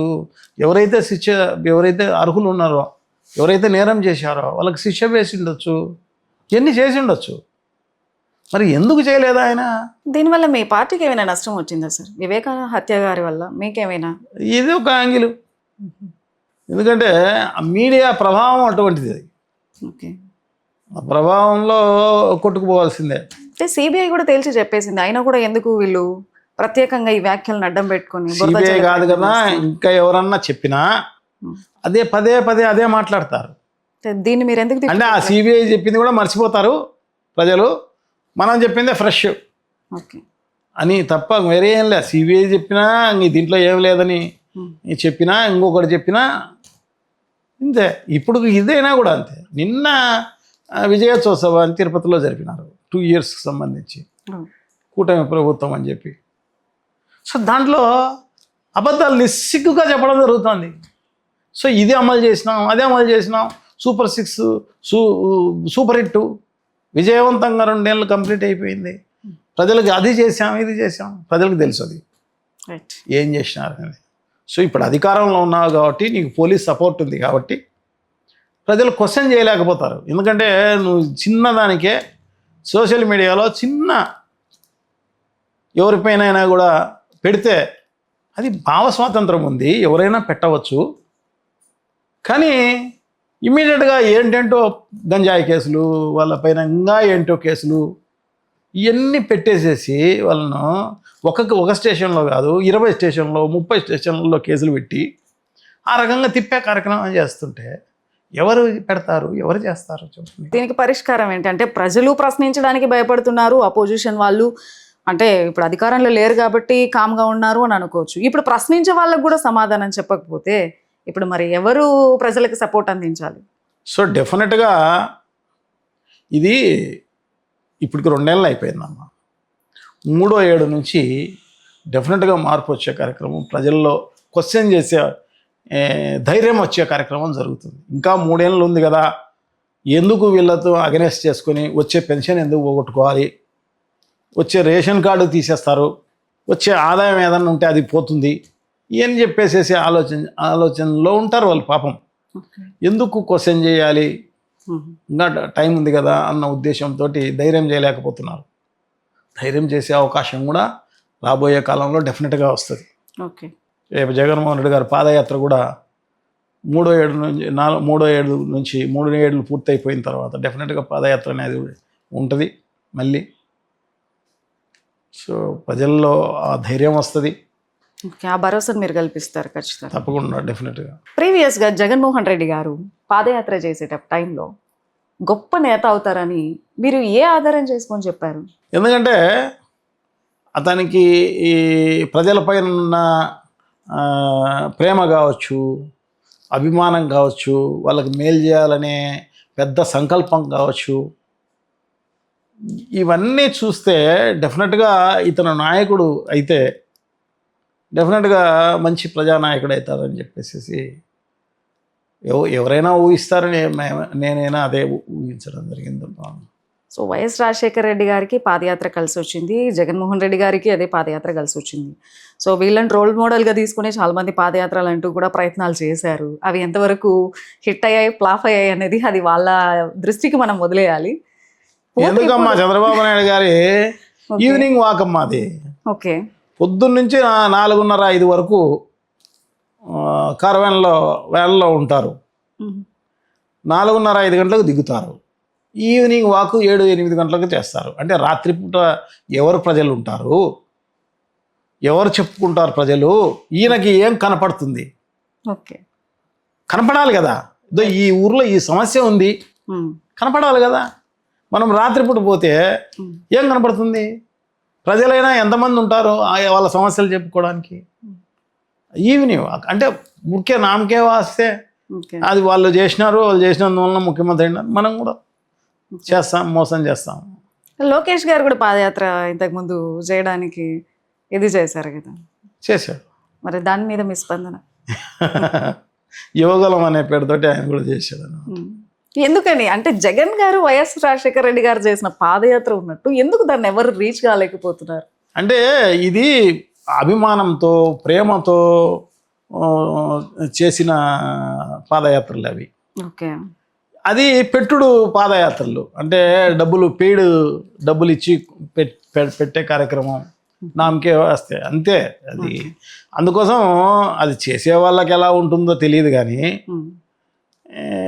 మరి చూసే వాళ్ళకు మాత్రం డెఫినెట్గా కనపడుతుంది. ఇప్పుడు జగన్ గారు చేయబోయే పాదయాత్ర హిట్ అవుతుందంటారా? సూపర్ హిట్ అవుతుంది డెఫినెట్గా. ఎందుకంటే నిజంగానే ఆయనకు ఆ ప్రేమ అభిమానం ఉన్నందువల్లనే మేనిఫెస్టోను అంత పెద్ద ఎత్తున అమలు చేసిన పరిస్థితి 100%. మేనిఫెస్టోలో ఏం చెప్పడం జరిగిందో, ఎందుకంటే వాళ్ళు నిజంగా ఇబ్బంది పడుతున్నారు ప్రజలు. వాళ్ళకి ఏదో విధంగా మన డబ్బులు డీబీటీ ద్వారానే అది మళ్ళా ఎక్కడ కూడా ఫిల్టరేషన్ లేకోకుండా, ఎక్కడ ఏమీ ఇది కాకోకుండా డైరెక్ట్గా వాళ్ళ అకౌంట్లో వేయగలిగితే ఆ డబ్బులు ఏదో విధంగా ఉపయోగపడతాయి ఆ కుటుంబానికి. సో తద్వారా ఆ కుటుంబం అభివృద్ధి చెందుతుంది. ఆ కుటుంబం అభివృద్ధి చెందితే డెఫినెట్గా ఈ రాష్ట్రం అభివృద్ధి జరిగే కార్యక్రమమే జరుగుతుంది అని చిత్తశుద్ధిగా నమ్మాడు. కాబట్టి ఆయన ఎన్ని ఉన్నా అది ఇచ్చే కార్యక్రమం చేయడం జరిగింది.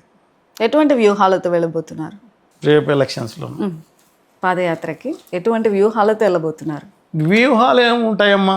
అంటే గతంలో గెలవడానికి పాదయాత్ర చేశారు, ఇప్పుడు కూడా గెలవడానికి పాదయాత్ర చేస్తున్నారా? గెలవడానికి కాదు, కానీ అప్పుడున్న పరిస్థితులు ఎలా ఉన్నాయి అనేది ఆయన తెలుసుకోవడం కోసం చేయడం జరిగింది. సో ఇప్పుడు పరిస్థితులు ఎలా ఉన్నాయి, ప్రజల్లో ఎంత వ్యతిరేకత ఉంది ఈ ప్రభుత్వం పైన, సో ఇంకా ఏమన్నా మనం చేయాల్సిన అవసరం ఏమైనా ఉందా, మన ప్రభుత్వం అధికారంలోకి వస్తే ఏం చేయవచ్చు వీళ్ళకు. సో ఇప్పుడు ప్రజలందరూ కూడా ఇబ్బంది పడుతున్నారు. హాస్పిటల్స్ లేవన్న ఉద్దేశంతో 17 మెడికల్ కాలేజీలు, 17 హాస్పిటల్స్, సూపర్ స్పెషాలిటీ హాస్పిటల్స్, అంటే ఒక్కొక్క జిల్లాకు, అంటే జిల్లాలు పెంచి, అంటే ఒక్కొక్క పార్లమెంటు పరిధికి ఉండాలి అన్న ఉద్దేశంతో అది పెట్టింది. అది ఎవరు ధైర్యం కూడా చేయలే. ఎందుకంటే ఎలక్షన్సే కాదు, స్వాతంత్రం వచ్చి ఇన్నేళ్ళు గాను 74 ఏళ్ళు 75 ఏళ్ళకి గాను ఉన్నది అంత ముందంతా 11-12 మెడికల్ కాలేజీలే. ఒక్కసారి ఇన్ని మెడికల్ కాలేజీలు ఇచ్చి ఎందుకంటే హాస్పిటల్, సూపర్ స్పెషాలిటీ హాస్పిటల్ ఉంటుంది అన్నదే ఉద్దేశం. రైట్. సో సఫిషియెంట్గా డాక్టర్లు కూడా అప్పుడు కొదవ రాకోకుండా ఉండడం కోసమే డాక్టర్లను కూడా తయారు చేయాలనే ఉద్దేశంతో హాస్పిటల్ ఈ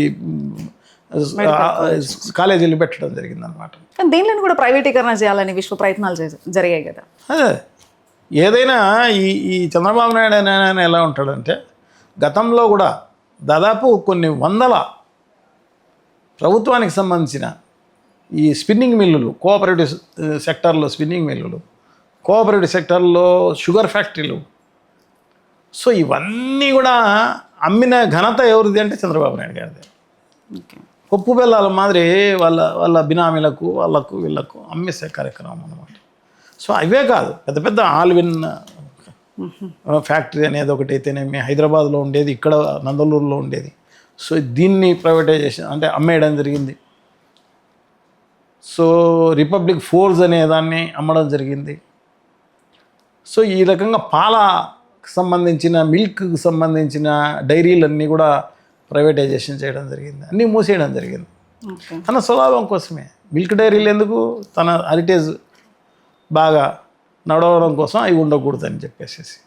మెడికల్ కాలేజ్లను ప్రైవేటీకరణ చేయడానికి ఎందుకు ధైర్యం చేయలేకపోయారు అంటే జగన్మోహన్ రెడ్డి గారు ఇచ్చిన వార్నింగ్ అనుకోవచ్చు దాన్ని. ఓకే, మా ప్రభుత్వం వస్తుంది, మీరు ఎవరైనా పార్టిసిపేట్ చేసి తీసుకున్నారనుకోండి, డెఫినెట్గా దానిపైన ఖచ్చితంగా మేము తీసేస్తాం, మీరు నష్టపోతారు, వేయకండి చెప్పడం జరిగింది. అందుకోసమే ఎవరు పార్టిసిపేట్ చేయలే, లేకుంటే ఎప్పుడో అయిపోయిండు.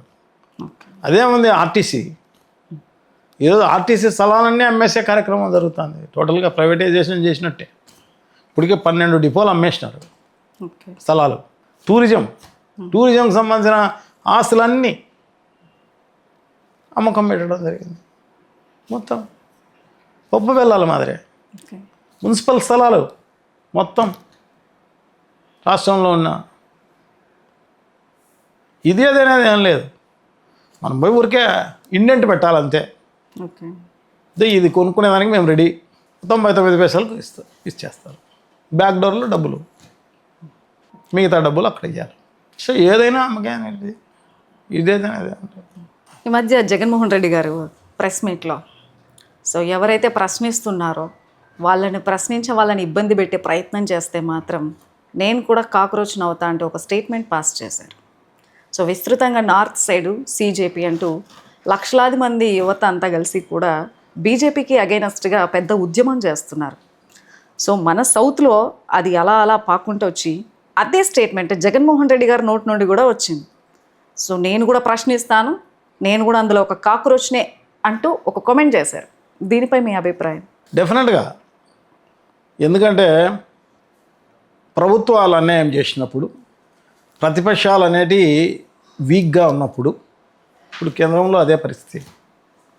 సో ప్రజల్లోనే ఆ చైతన్యం, ఆ పిల్లల్లో, విద్యావంతుల్లో ఆ రకమైన చైతన్యం వచ్చి, ఆ రకమైన ఎందుకంటే సుప్రీంకోర్టులో చీఫ్ జస్టిస్ ఎవరో ఈ నిరుద్యోగుల గురించి కామెంట్ చేయడం జరిగింది, కాక్రోచ్ల మాదిరి అన్నట్టు. సో అదే పేరుతోటి వాళ్ళు చేయడం జరిగింది. ఎందుకంటే క్వశ్చన్ చేసే అవకాశాన్ని, అంటే చేయాల్సిన పాత్ర ప్రతిపక్షం చేయనప్పుడు ప్రజలే చేస్తారు. సో దాంట్లో భాగంగానే అది జరిగింది. ఓకే. సో ఇక్కడ కూడా క్వశ్చన్ చేసేది, ఎందుకంటే డిజాస్టర్ అయిపోయి 11 సీట్లకు పడిపోయిన పరిస్థితుల్లో కూడా మేము వితిన్ 2 monthsలో మళ్ళీ ప్రజల కోసం, ప్రజలకు జరుగుతున్న అన్యాయం గురించి ప్రభుత్వానికి తెలపాలన్న ఉద్దేశంతో ఆ రోజు నుంచి మేము వైఎస్ఆర్ కాంగ్రెస్ పార్టీ ఉద్యమాలు చేస్తుంది. ఈ రాష్ట్రంలో ప్రతిపక్షానికి కుదవలేదు. ప్రతి సమస్యను ప్రభుత్వ దృష్టికి, ప్రజల దృష్టికి తీసుకుపోయేదే పని. సో అటువంటి ఇది ఇక్కడ ఆ గ్యాప్ లేదు, ప్రతిపక్షం వీక్గా ఉన్న పరిస్థితి లేదు ఇక్కడ. ఓకే. సో మేము కూడా ఆ రకంగా కాక్రోష్లాగా వ్యవహరించే కార్యక్రమం చేస్తున్నాం అని చెప్పి. సో ఈ ప్రభుత్వంలో ప్రశ్నించే వాళ్ళకి స్వేచ్ఛ అయితే లేదు. ప్రశ్నిస్తే దొంగ కేసులు, వ్యక్తిగతంగా ఇబ్బంది పెట్టే ప్రయత్నాలు, సో ఏవేవో బ్యాక్గ్రౌండ్లో జరుగుతున్నాయి. సో నెక్స్ట్ మీరు అధికారంలోకి వస్తే ప్రతి ఒక్కరికి ప్రశ్నించే స్వేచ్ఛనిస్తారా? డెఫినెట్గా. ఎందుకంటే గతంలో జగన్మోహన్ రెడ్డి గారి పరిపాలన చూడడం జరిగింది. సో దాంట్లో ప్రజలకు సేవ చేసే దాంట్లో, ప్రజలకు అన్యాయం జరిగే చోట ఎవరైనా క్వశ్చన్ చేసే కార్యక్రమం చేయవచ్చు. అట్లా చేసినారు కాబట్టి కదా చంద్రబాబు నాయుడు గారు పాదయాత్ర చేయడం జరిగింది. లోకేష్ గారు కూడా యోగులం పేరుతోటి రాష్ట్రం అంతా తిరగడం జరిగింది, అందరినీ తిట్టడం జరిగింది, ఎమ్మెల్యేలను, ప్రభుత్వాన్ని విపరీతంగా. అక్కడ అప్పుడు ఇప్పుడు చేసుకునే కార్యక్రమాలు అప్పుడు జరగలేదు. ఓకే. సో జరిగింది కాబట్టి భావ స్వాతంత్రం, వాక్ స్వాతంత్రం జరిగింది కాబట్టి వాళ్ళు ఆ రకంగా వ్యవహరించడం జరిగింది, చెప్పుకోవడం జరిగింది. రాజ్యాంగం కల్పించినటువంటి హక్కును వీళ్ళు ఎలా హ్యాండ్ ఓవర్ చేసుకుంటారు? బుల్డోజ్ చేసే కార్యక్రమం చేస్తున్నారు. ఇప్పుడు రాజ్యాంగం కల్పించేది ఏంటి, వాళ్ళకు 5 ఏళ్ళ పాటు నువ్వు అధికారంలో ఉండయా అని చెప్పేసి వాళ్ళు ఓటేసినట్టుగా రాజ్యాంగం కల్పించింది.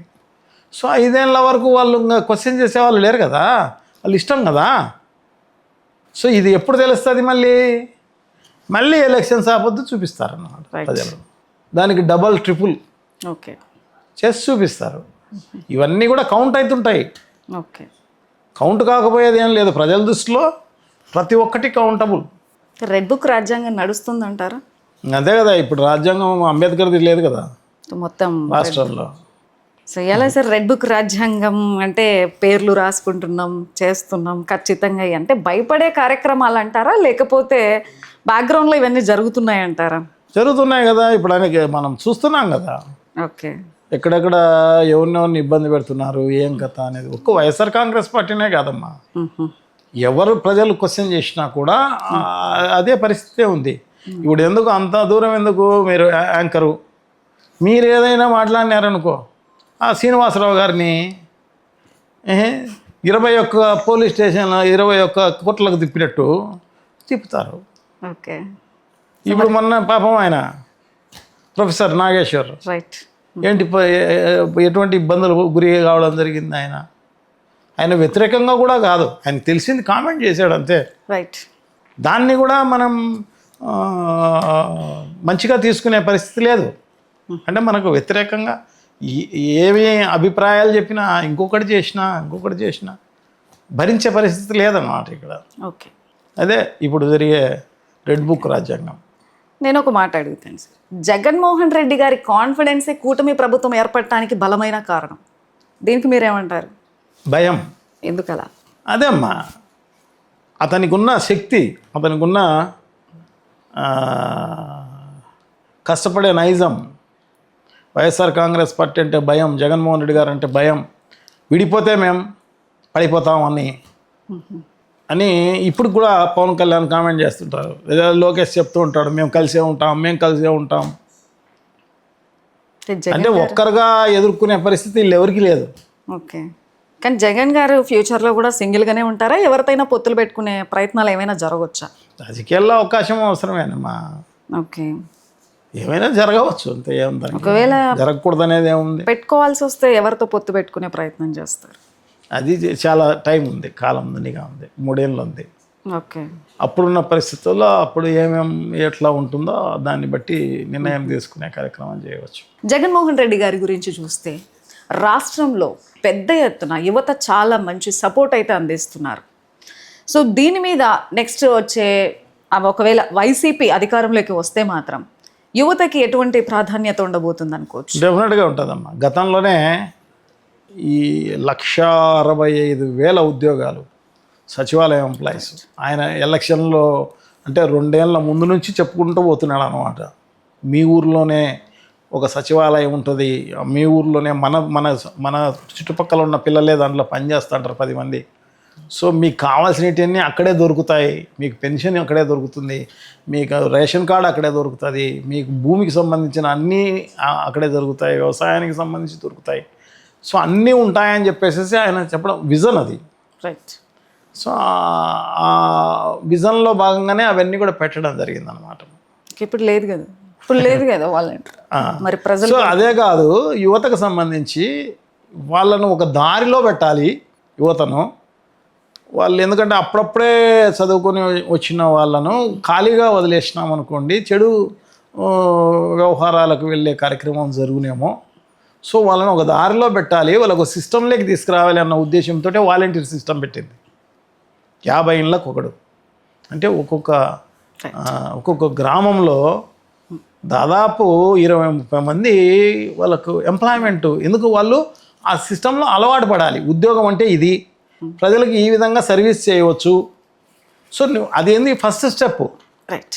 సో నువ్వు చదువుకున్నావు, ఇది కాకపోతే బెటర్ ఆపర్చునిటీ వచ్చింది నీకు, నువ్వు వాలంటీర్గానే ఉండవనే కాదు, ఇది ఫస్ట్ స్టెప్. ఓకే.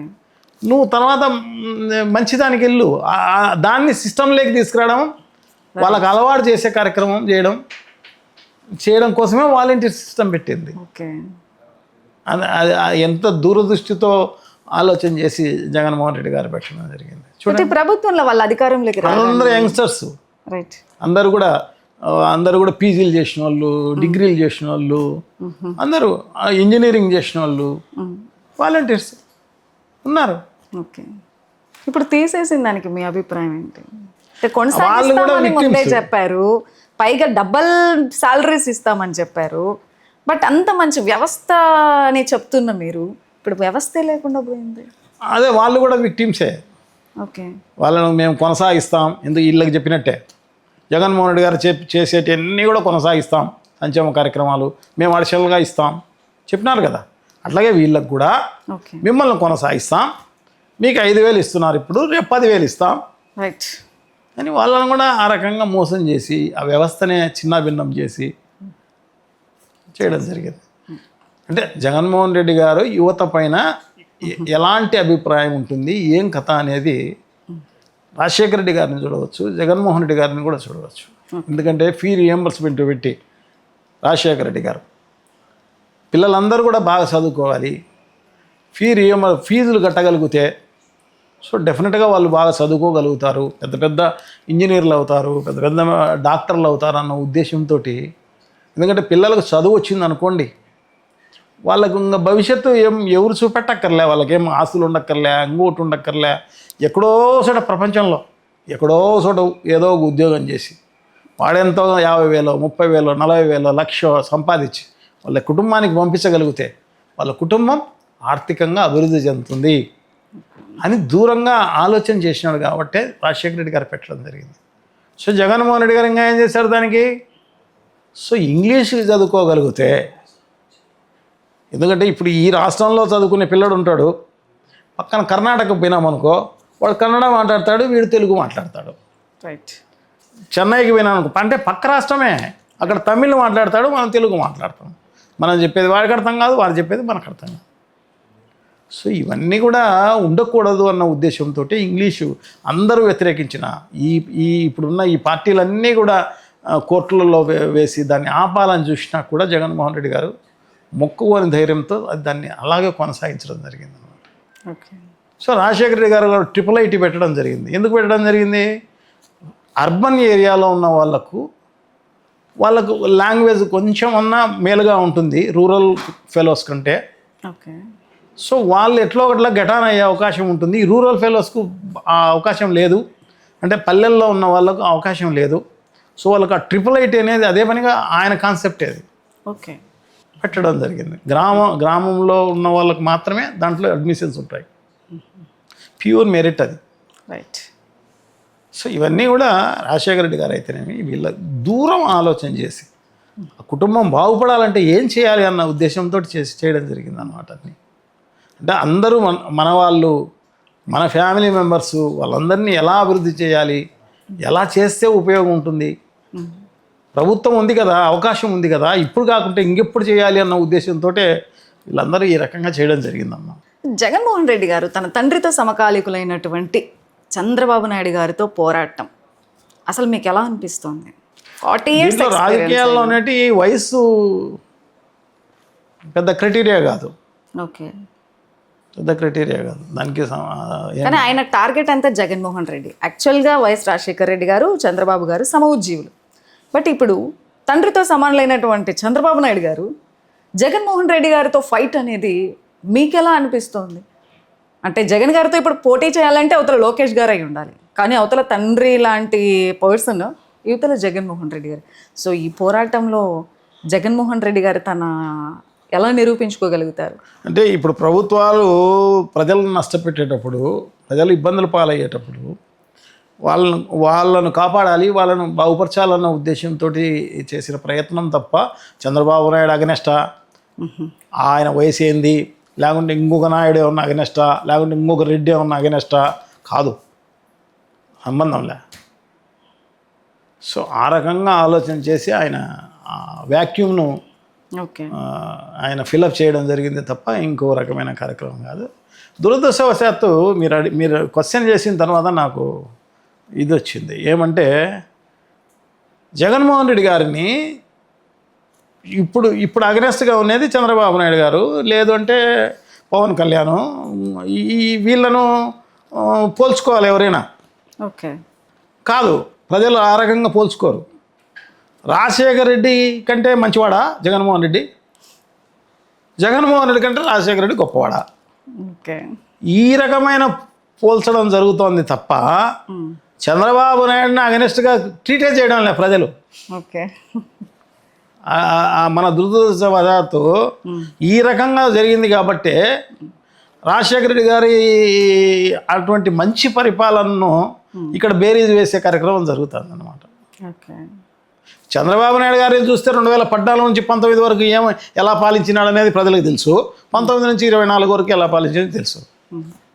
సో దానికంటే బెటరా కాదా అనేది చూసుకోవాలి ఎవరైనా. ఓకే, ప్రజలు దురదృష్టవశాత్తు అది చూడడంలే, జగన్మోహన్ రెడ్డి గారికి, రాజశేఖర రెడ్డి గారికి. ఓకే, అది జగన్ గారు కూడా పోటీ పడుతున్నారు సార్. అంటే వాళ్ళ తండ్రి ఏదైతే పేరు సంపాదించాడో దానికి 2 అడుగులు నేను ఎక్కువ వేయాలి, ప్రతి ఇంట్లో మా నాన్నగారి ఫోటో ఏదైతే ఉందో మా నాయన ఫోటో పక్కన నా ఫోటో కూడా ఉండాలి. సో ప్రజలు చివరి వరకు నేను ఉన్నా, బ్రతికినా, చనిపోయినా కూడా నేను ఆ స్థానాన్ని సంపాదించుకోవాలని కూడా జగన్మోహన్ రెడ్డి గారు విపరీతంగా ప్రయత్నం చేస్తున్నారు. ఆయన కోరిక అది, ఓకే, ఆయన ఆశయం అది.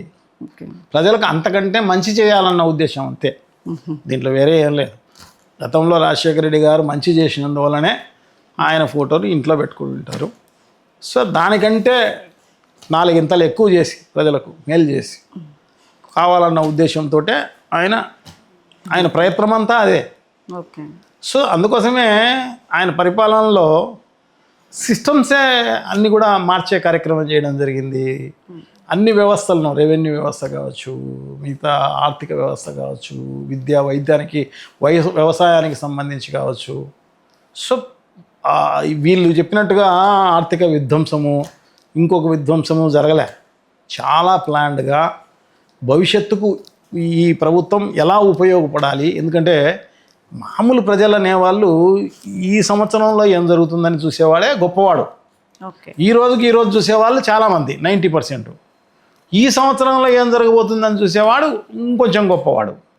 ఈ నాయకుడు అనే ఆయన, జగన్మోహన్ రెడ్డి ఆయన ఏం ఆలోచిస్తా, 30 ఏళ్ళ తర్వాత, 40 ఏళ్ళ తర్వాత ఈ ప్రజలకు ఏ కష్టం రాబోతుంది, ఓకే, సో ఆ కష్టాన్ని ఎదుర్కొనేది ఎలా అనేది ముందే ఆలోచన చేసి, అందుకోసమే కోవిడ్లో అప్పుడు చూడడం జరిగింది కదా, అందుకోసమే ఇన్ని మెడికల్ కాలేజీలు, ఇన్ని అప్పుడు డాక్టర్ల కొరత వచ్చింది, హాస్పిటల్స్ కొరత వచ్చింది.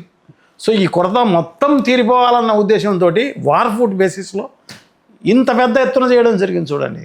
సో మొదటిసారిగా ముఖ్యమంత్రికి బాధ్యతలు స్వీకరించినారు. ఆయన టైం బ్యాడ్ ఏంటో వెంటనే కరోనా. అసలు నిజంగా ఈ సిచ్యువేషన్ని జగన్ గారు ఎలా ఫేస్ చేశారు? స్థితప్రజ్ఞత అనేది ఓకే. అదే.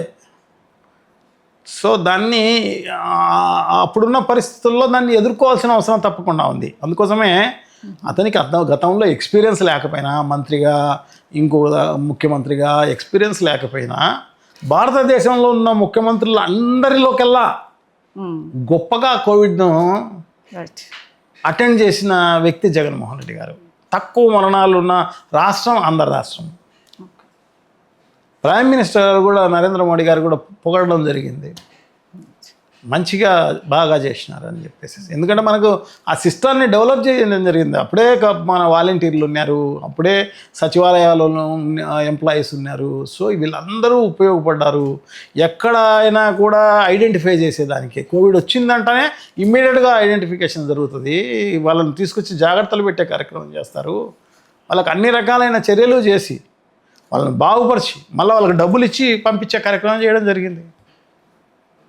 సో భవిష్యత్తులో ఇటువంటి పరిస్థితి ఉండకూడదన్న ఉద్దేశంతో ఇన్ని కాలేజీలు, ఇన్ని హాస్పిటళ్ళు పెట్టడం జరిగింది. పిల్లలందరూ బాగా చదువుకోవాలన్నది తర్వాత అందుకోసమే వాళ్ళు ప్రతి స్కూల్ను నాడు నేడు కింద డెవలప్ చేయడం జరిగింది. ఫేజ్డ్ మేనర్లో 2 phases అయిపోయినాయి. లాస్ట్ 3rd phase ఇంకొక 10,000 స్కూళ్ళు మిగిలిపోయినాయి. సో అవి కూడా చేసేసానంటే ఎక్కడికో మిగిలిపోయిన 3rd phase స్కూల్స్ అన్ని కూడా ఈ ప్రభుత్వం పూర్తి చేసేదానికి ప్రయత్నాలు చేయలేదు. ఏమీ లేదు. నాడు నేడు స్కూల్స్ అనేది మంచి స్కీము, బట్ ఎందుకని ఇప్పుడు రాబోయేటప్పుడు PPP అంటున్నారు కదా, అంతే. అంటే ఎవరో అమెరికా నుంచో ఇంకొకడో ఎవడో NRI వచ్చి ఆ స్కూల్ని దత్తత తీసుకొని ఏదో పెట్టాలి తప్ప, అది కూడా 2 నెలల్లో 3 నెలల్లో వార్తల్లో ఉంది తప్ప ఆ మాట PPP మోడల్ ఇంకో మోడల్ అని చెప్పేసి మళ్ళీ అది మర్చిపోవడం జరిగింది అనమాట. ఎక్కడ ఏది లేదు. ఒక స్కూల్ను మళ్ళా ఈ 2 నెలల కాలంలో అభివృద్ధి చేసింది లేదు. PPP మోడల్లో ఎవరు వచ్చి దాన్ని కాపాడింది లేదు, ఎవరు దాన్ని అభివృద్ధి చేసిన పరిస్థితి లేదు. ఈరోజు చూడుకోండి, ఏ గ్రామానికి వెళ్ళినా కూడా డెఫినెట్గా ఒక స్కూల్ కనపడుతుంది, మంచిగా అభివృద్ధి చెందిన స్కూల్.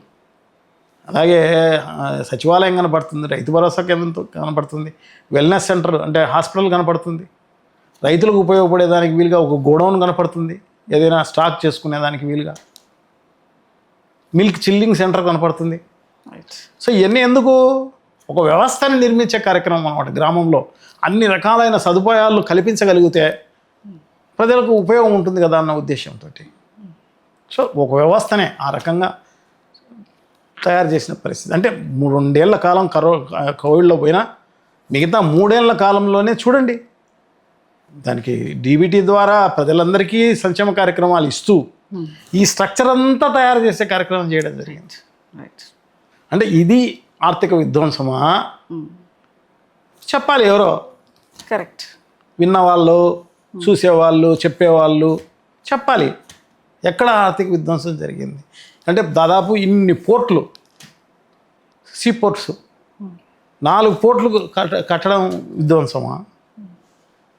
10 ఫిషింగ్ హార్బర్స్ నిర్మించడం విద్వేషమా? ఎందుకు? అవన్నీ కూడా మనకు కోస్తా కారిడార్ అనేది ఉంది ఈ రాష్ట్రంలో. ఇంత స్ట్రెచ్ ఎవరికీ లేదు, ఏ రాష్ట్రంలోనూ లేదు. ఈ స్ట్రెచ్ను ఉపయోగించుకోగలిగితే ఆ ప్రాంతం అంతా అభివృద్ధి చెందే కార్యక్రమం జరుగుతుంది. సో పోర్ట్లు అభివృద్ధి చెందుతాయి, ట్రాన్స్పోర్ట్ అభివృద్ధి చెందుతుంది. సో దానికి సంబంధించిన ఇండస్ట్రీస్ వస్తాయి, ఆ ప్రాంతం అంతా అభివృద్ధి చెందుతుంది, కారిడార్ అంతా.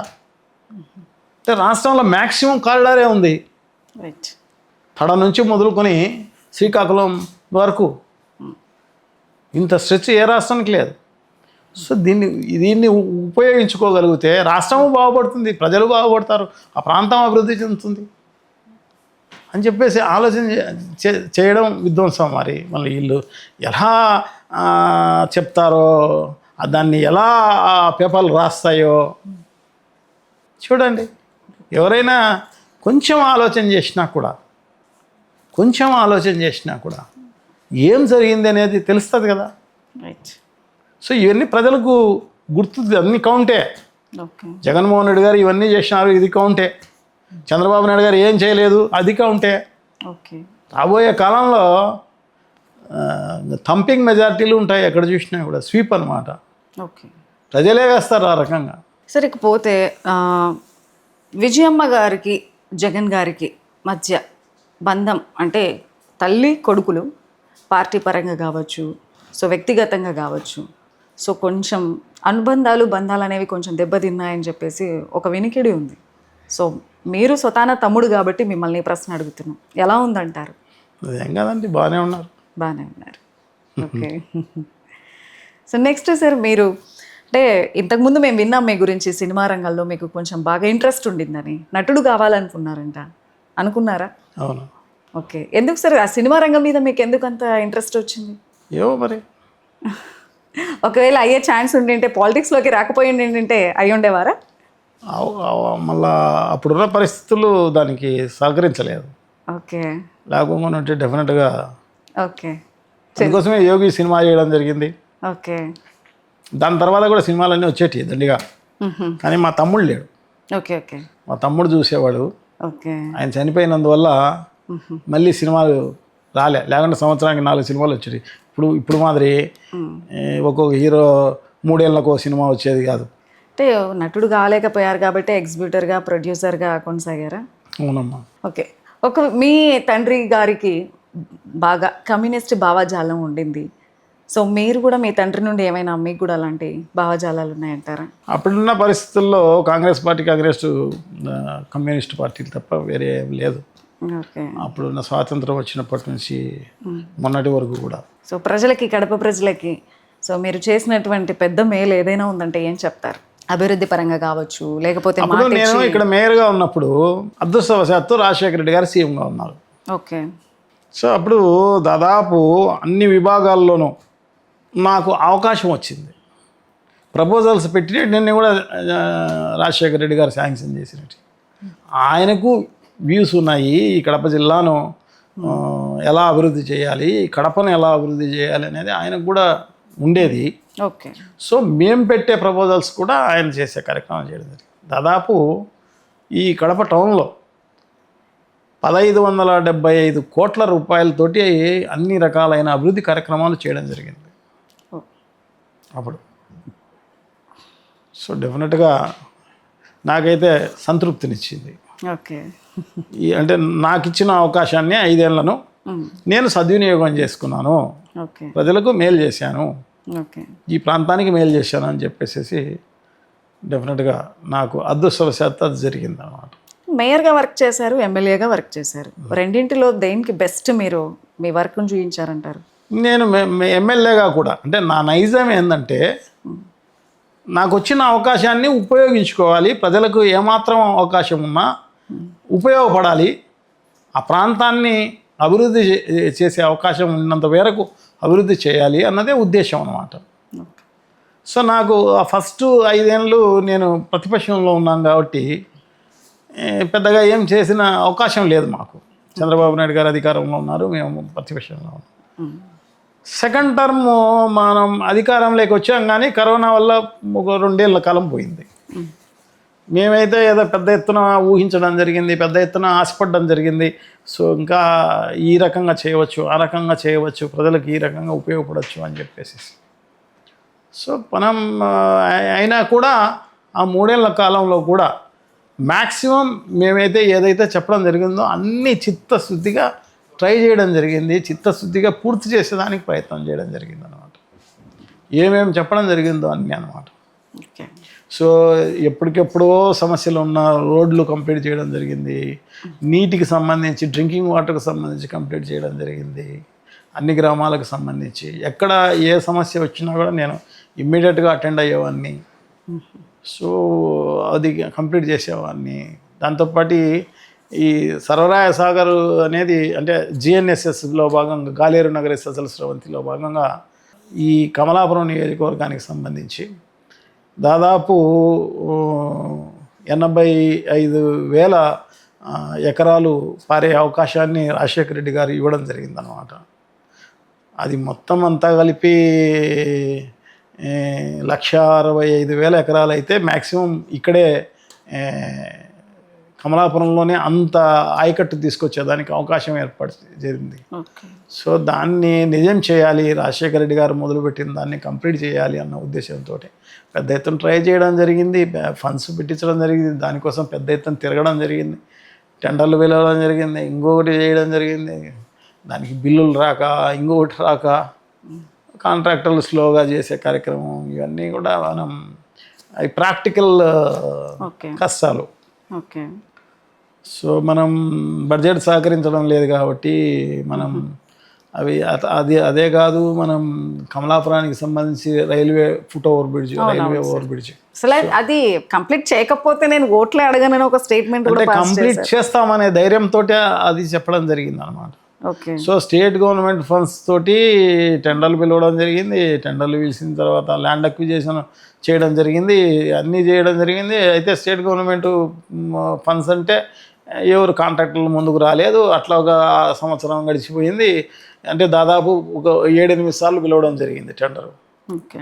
సో దానికి రాకపోతే మళ్ళా అదే పనిగా నితిన్ గడ్కరీ గారు వచ్చి ఉంటే దానికి జగన్మోహన్ రెడ్డి గారితో ప్రపోజల్స్ పెట్టించి, సో ఈ ఫ్లైఓవర్ బ్రిడ్జిలు, ఈ రైల్వే లైన్ పైన ఉన్న ఫ్లైఓవర్ బ్రిడ్జిలు కానీ దానిలకు హైవేస్లో కానీ నేషనల్ హైవేస్లో కానీ ఉన్న దానిలకు ప్రిఫరెన్స్ ఇస్తూ అప్పుడే ఇంట్రడ్యూస్ చేయడం జరిగింది.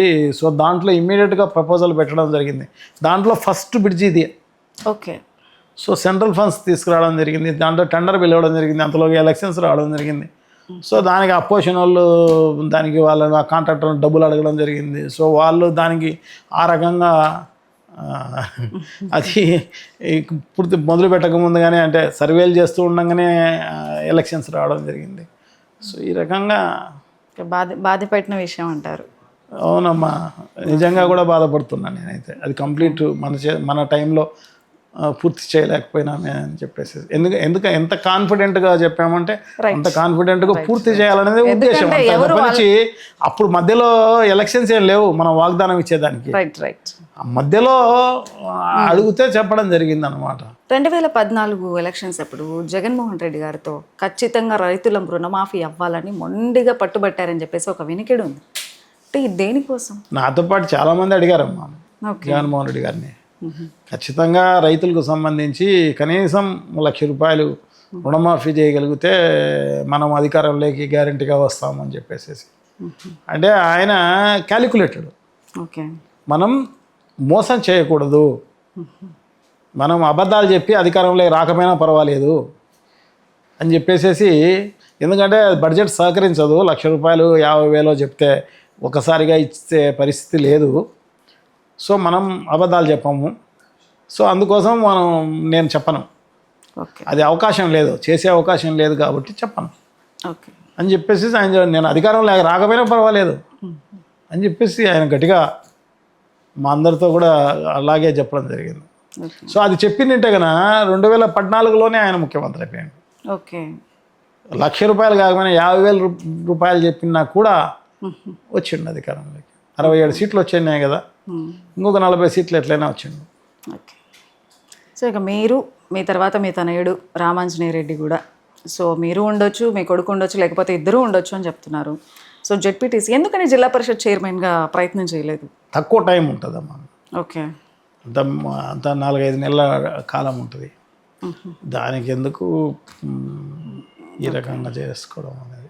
ఎందుకంటే అధికారంలో లేనప్పుడు ఫండ్స్ అంటే ఓవర్ ఎక్స్పెక్టేషన్ చేసే అవకాశం ఉంటుంది. సో అది మనం ఇవ్వలేకపోయినాం అనుకోండి, దానిపైన నెగిటివ్ వచ్చే అవకాశం ఉంటుంది. ఓకే. సో అన్నీ కూడా ఆలోచన చేసి. ఫైనల్గా మీరు ఫర్దర్గా సో రాజకీయాల్లో మీరు ఇంకా ఏదైనా చేయాల్సిన లక్ష్యం ఒకటి మిగిలింది అని ఏదైనా అనుకుంటున్నారా? ఇది చేయాలి ఖచ్చితంగా అని ఎటువంటి లక్ష్యాన్ని కలిగి ఉన్నారు? అంటే ఖచ్చితంగా అంటే మనకు దేవుడిచ్చిన అవకాశాన్ని ఖచ్చితంగా ఉపయోగించుకునే కార్యక్రమం చేయాలి, మ్యాక్సిమం ప్రజలకు ఉపయోగపడాలన్నదే ఉద్దేశం, అంతే. ఓకే.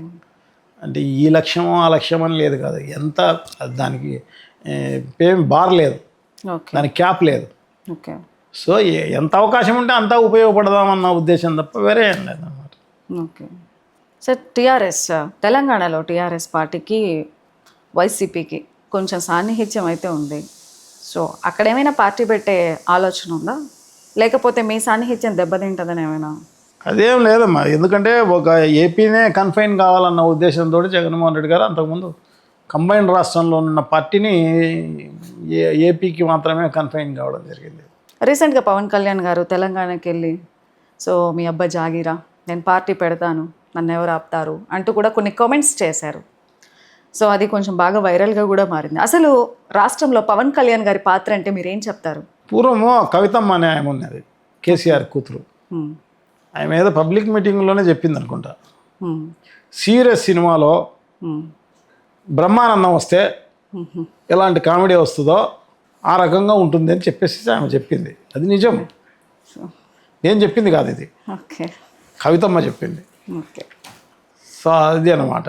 సో అట్లా ఉంటుంది తప్ప దానికి ఒక లక్ష్యం లేదు, ఓకే, ఒక ఆశయం లేదు, ఓకే, ఇది చేస్తాం అది చేస్తామని లేదు. ఆయన ఒకటి మాట్లాడుతూ ఉంటాడు, అది మర్చిపోతాడు. ఆ 10 నిమిషాల్లోనే అది ఫస్ట్ మాట్లాడేది మర్చిపోయి లాస్ట్లో ఇంకోటి మాట్లాడతాడు. సో మీ అభిప్రాయం అదంటారు? ఏదైనా ఒక పార్టీ అన్నా ఒక మనిషి అన్నా ఇది చేయాలి ఇది చేయకూడదు అనేది ఉంటుంది. అది లేని పరిస్థితి అన్నమాట దానికి. చివరిగా ఒక మాట సార్, సో చంద్రబాబు నాయుడు గారు తర్వాత నేషనల్ పాలిటిక్స్లోకి వెళ్ళబోతారు, లోకేష్ గారు ముఖ్యమంత్రి అవుతారు అంటూ కూడా ఒక వార్త బాగా చక్కెర కొడుతుంది. సో మీరేమంటారు దీని మీద? అసలు అంటే వాళ్ళకి 5 ఏళ్ళ మ్యాండేట్ ఇచ్చారు కదా ప్రజలు, వాళ్ళ ఇష్టం. పవన్ కళ్యాణ్ కూడా కూర్చోబెట్టచ్చు. తర్వాత ఇప్పుడు చంద్రబాబు గారికి ఏదైతే సపోర్ట్ అందించారో పవన్ కళ్యాణ్ గారు, ఇప్పుడు నెక్స్ట్ ఒకవేళ లోకేష్ ముఖ్యమంత్రి అయితే కూడా అదే సపోర్ట్ పవన్ కళ్యాణ్ గారు అందిస్తారా? పవన్ కళ్యాణ్ గారి పరిస్థితి ఏంటంటారు? అది పవన్ కళ్యాణ్ అడిగితే చెప్తాడమ్మా. ఓకే, మీ అభిప్రాయం ఏమన్నా ఉంటే చెప్పండి. అంటే మ్యాండేట్ కదా అది, 5 ఏళ్ళ కాలంలో ఎవరైనా ముఖ్యమంత్రి కావచ్చు. వాళ్ళల్లో 161 మంది అనుకుంటా. సో వాళ్ళల్లో ఎవరినైనా ఎన్నుకోవచ్చు. ఓకే, దాంట్లో పవన్ కళ్యాణ్ కావచ్చు, నారా లోకేష్ కావచ్చు, ఇంకోరు కావచ్చు. ఓకే, అది వాళ్ళ ఇష్టం. ఓకే, సో దాని పక్కన వాళ్ళు అయ్యే అవకాశం ఉంటుంది. ఓకే. సో 2029లో మీరు ప్రజలకి, సో మీరు ఒకవేళ చెప్పాలి అనుకుంటే రానున్న ఎలక్షన్స్ 2029లో మీరు ప్రజలకి ఏం చెప్పాలనుకుంటున్నారో ఒకసారి విప్రా టీవీ ద్వారా చెప్పండి. అందరికీ నమస్కారం. రాబోయే కాలంలో అంటే 2-0లో వైఎస్ఆర్ కాంగ్రెస్ పార్టీ 2-0లో డెఫినెట్గా జగన్మోహన్ రెడ్డి గారు ఒక మంచి పరిపాలనను, ప్రజలకు ఉపయోగపడే పరిపాలనను, అలాగే కార్యకర్తలకు మేలు చేసే పార్టీగా ఉండబోతుంది అని చెప్పి నేను తెలియజేసుకుంటున్నా. సో ఎందుకంటే 2019 నుంచి 24 వరకు జరిగిన అభివృద్ధి కార్యక్రమాలను దృష్టిలో పెట్టుకోండి, అలాగే సంక్షేమ కార్యక్రమాలను ఎలా చిత్తశుద్ధితోటి వాళ్ళందరికీ అందించినది కూడా గుర్తుపెట్టుకోవాల్సిన అవసరం తప్పకుండా ఉంది. సో మన పల్లెలు కానీ, మన గ్రామాన్ని కానీ, మన టౌన్ను కానీ, ఇంకోటి కానీ ఏదైనా కానీ ఎలాంటి అభివృద్ధి కార్యక్రమాలు జరిగాయి. సో భవిష్యత్తులో ఇంకా ఏదైనా మంచి చేసే కార్యక్రమం జరుగుతుంది. సో ఇవన్నీ కూడా దృష్టిలో పెట్టుకొని వాళ్ళు బేరీజు వేసుకొని, ఎందుకంటే చంద్రబాబు నాయుడు గారి భ్రష్టు పట్టించిన పరిపాలనను తప్పకుండా గమనించాల్సిన అవసరం తప్పకుండా ఉంది.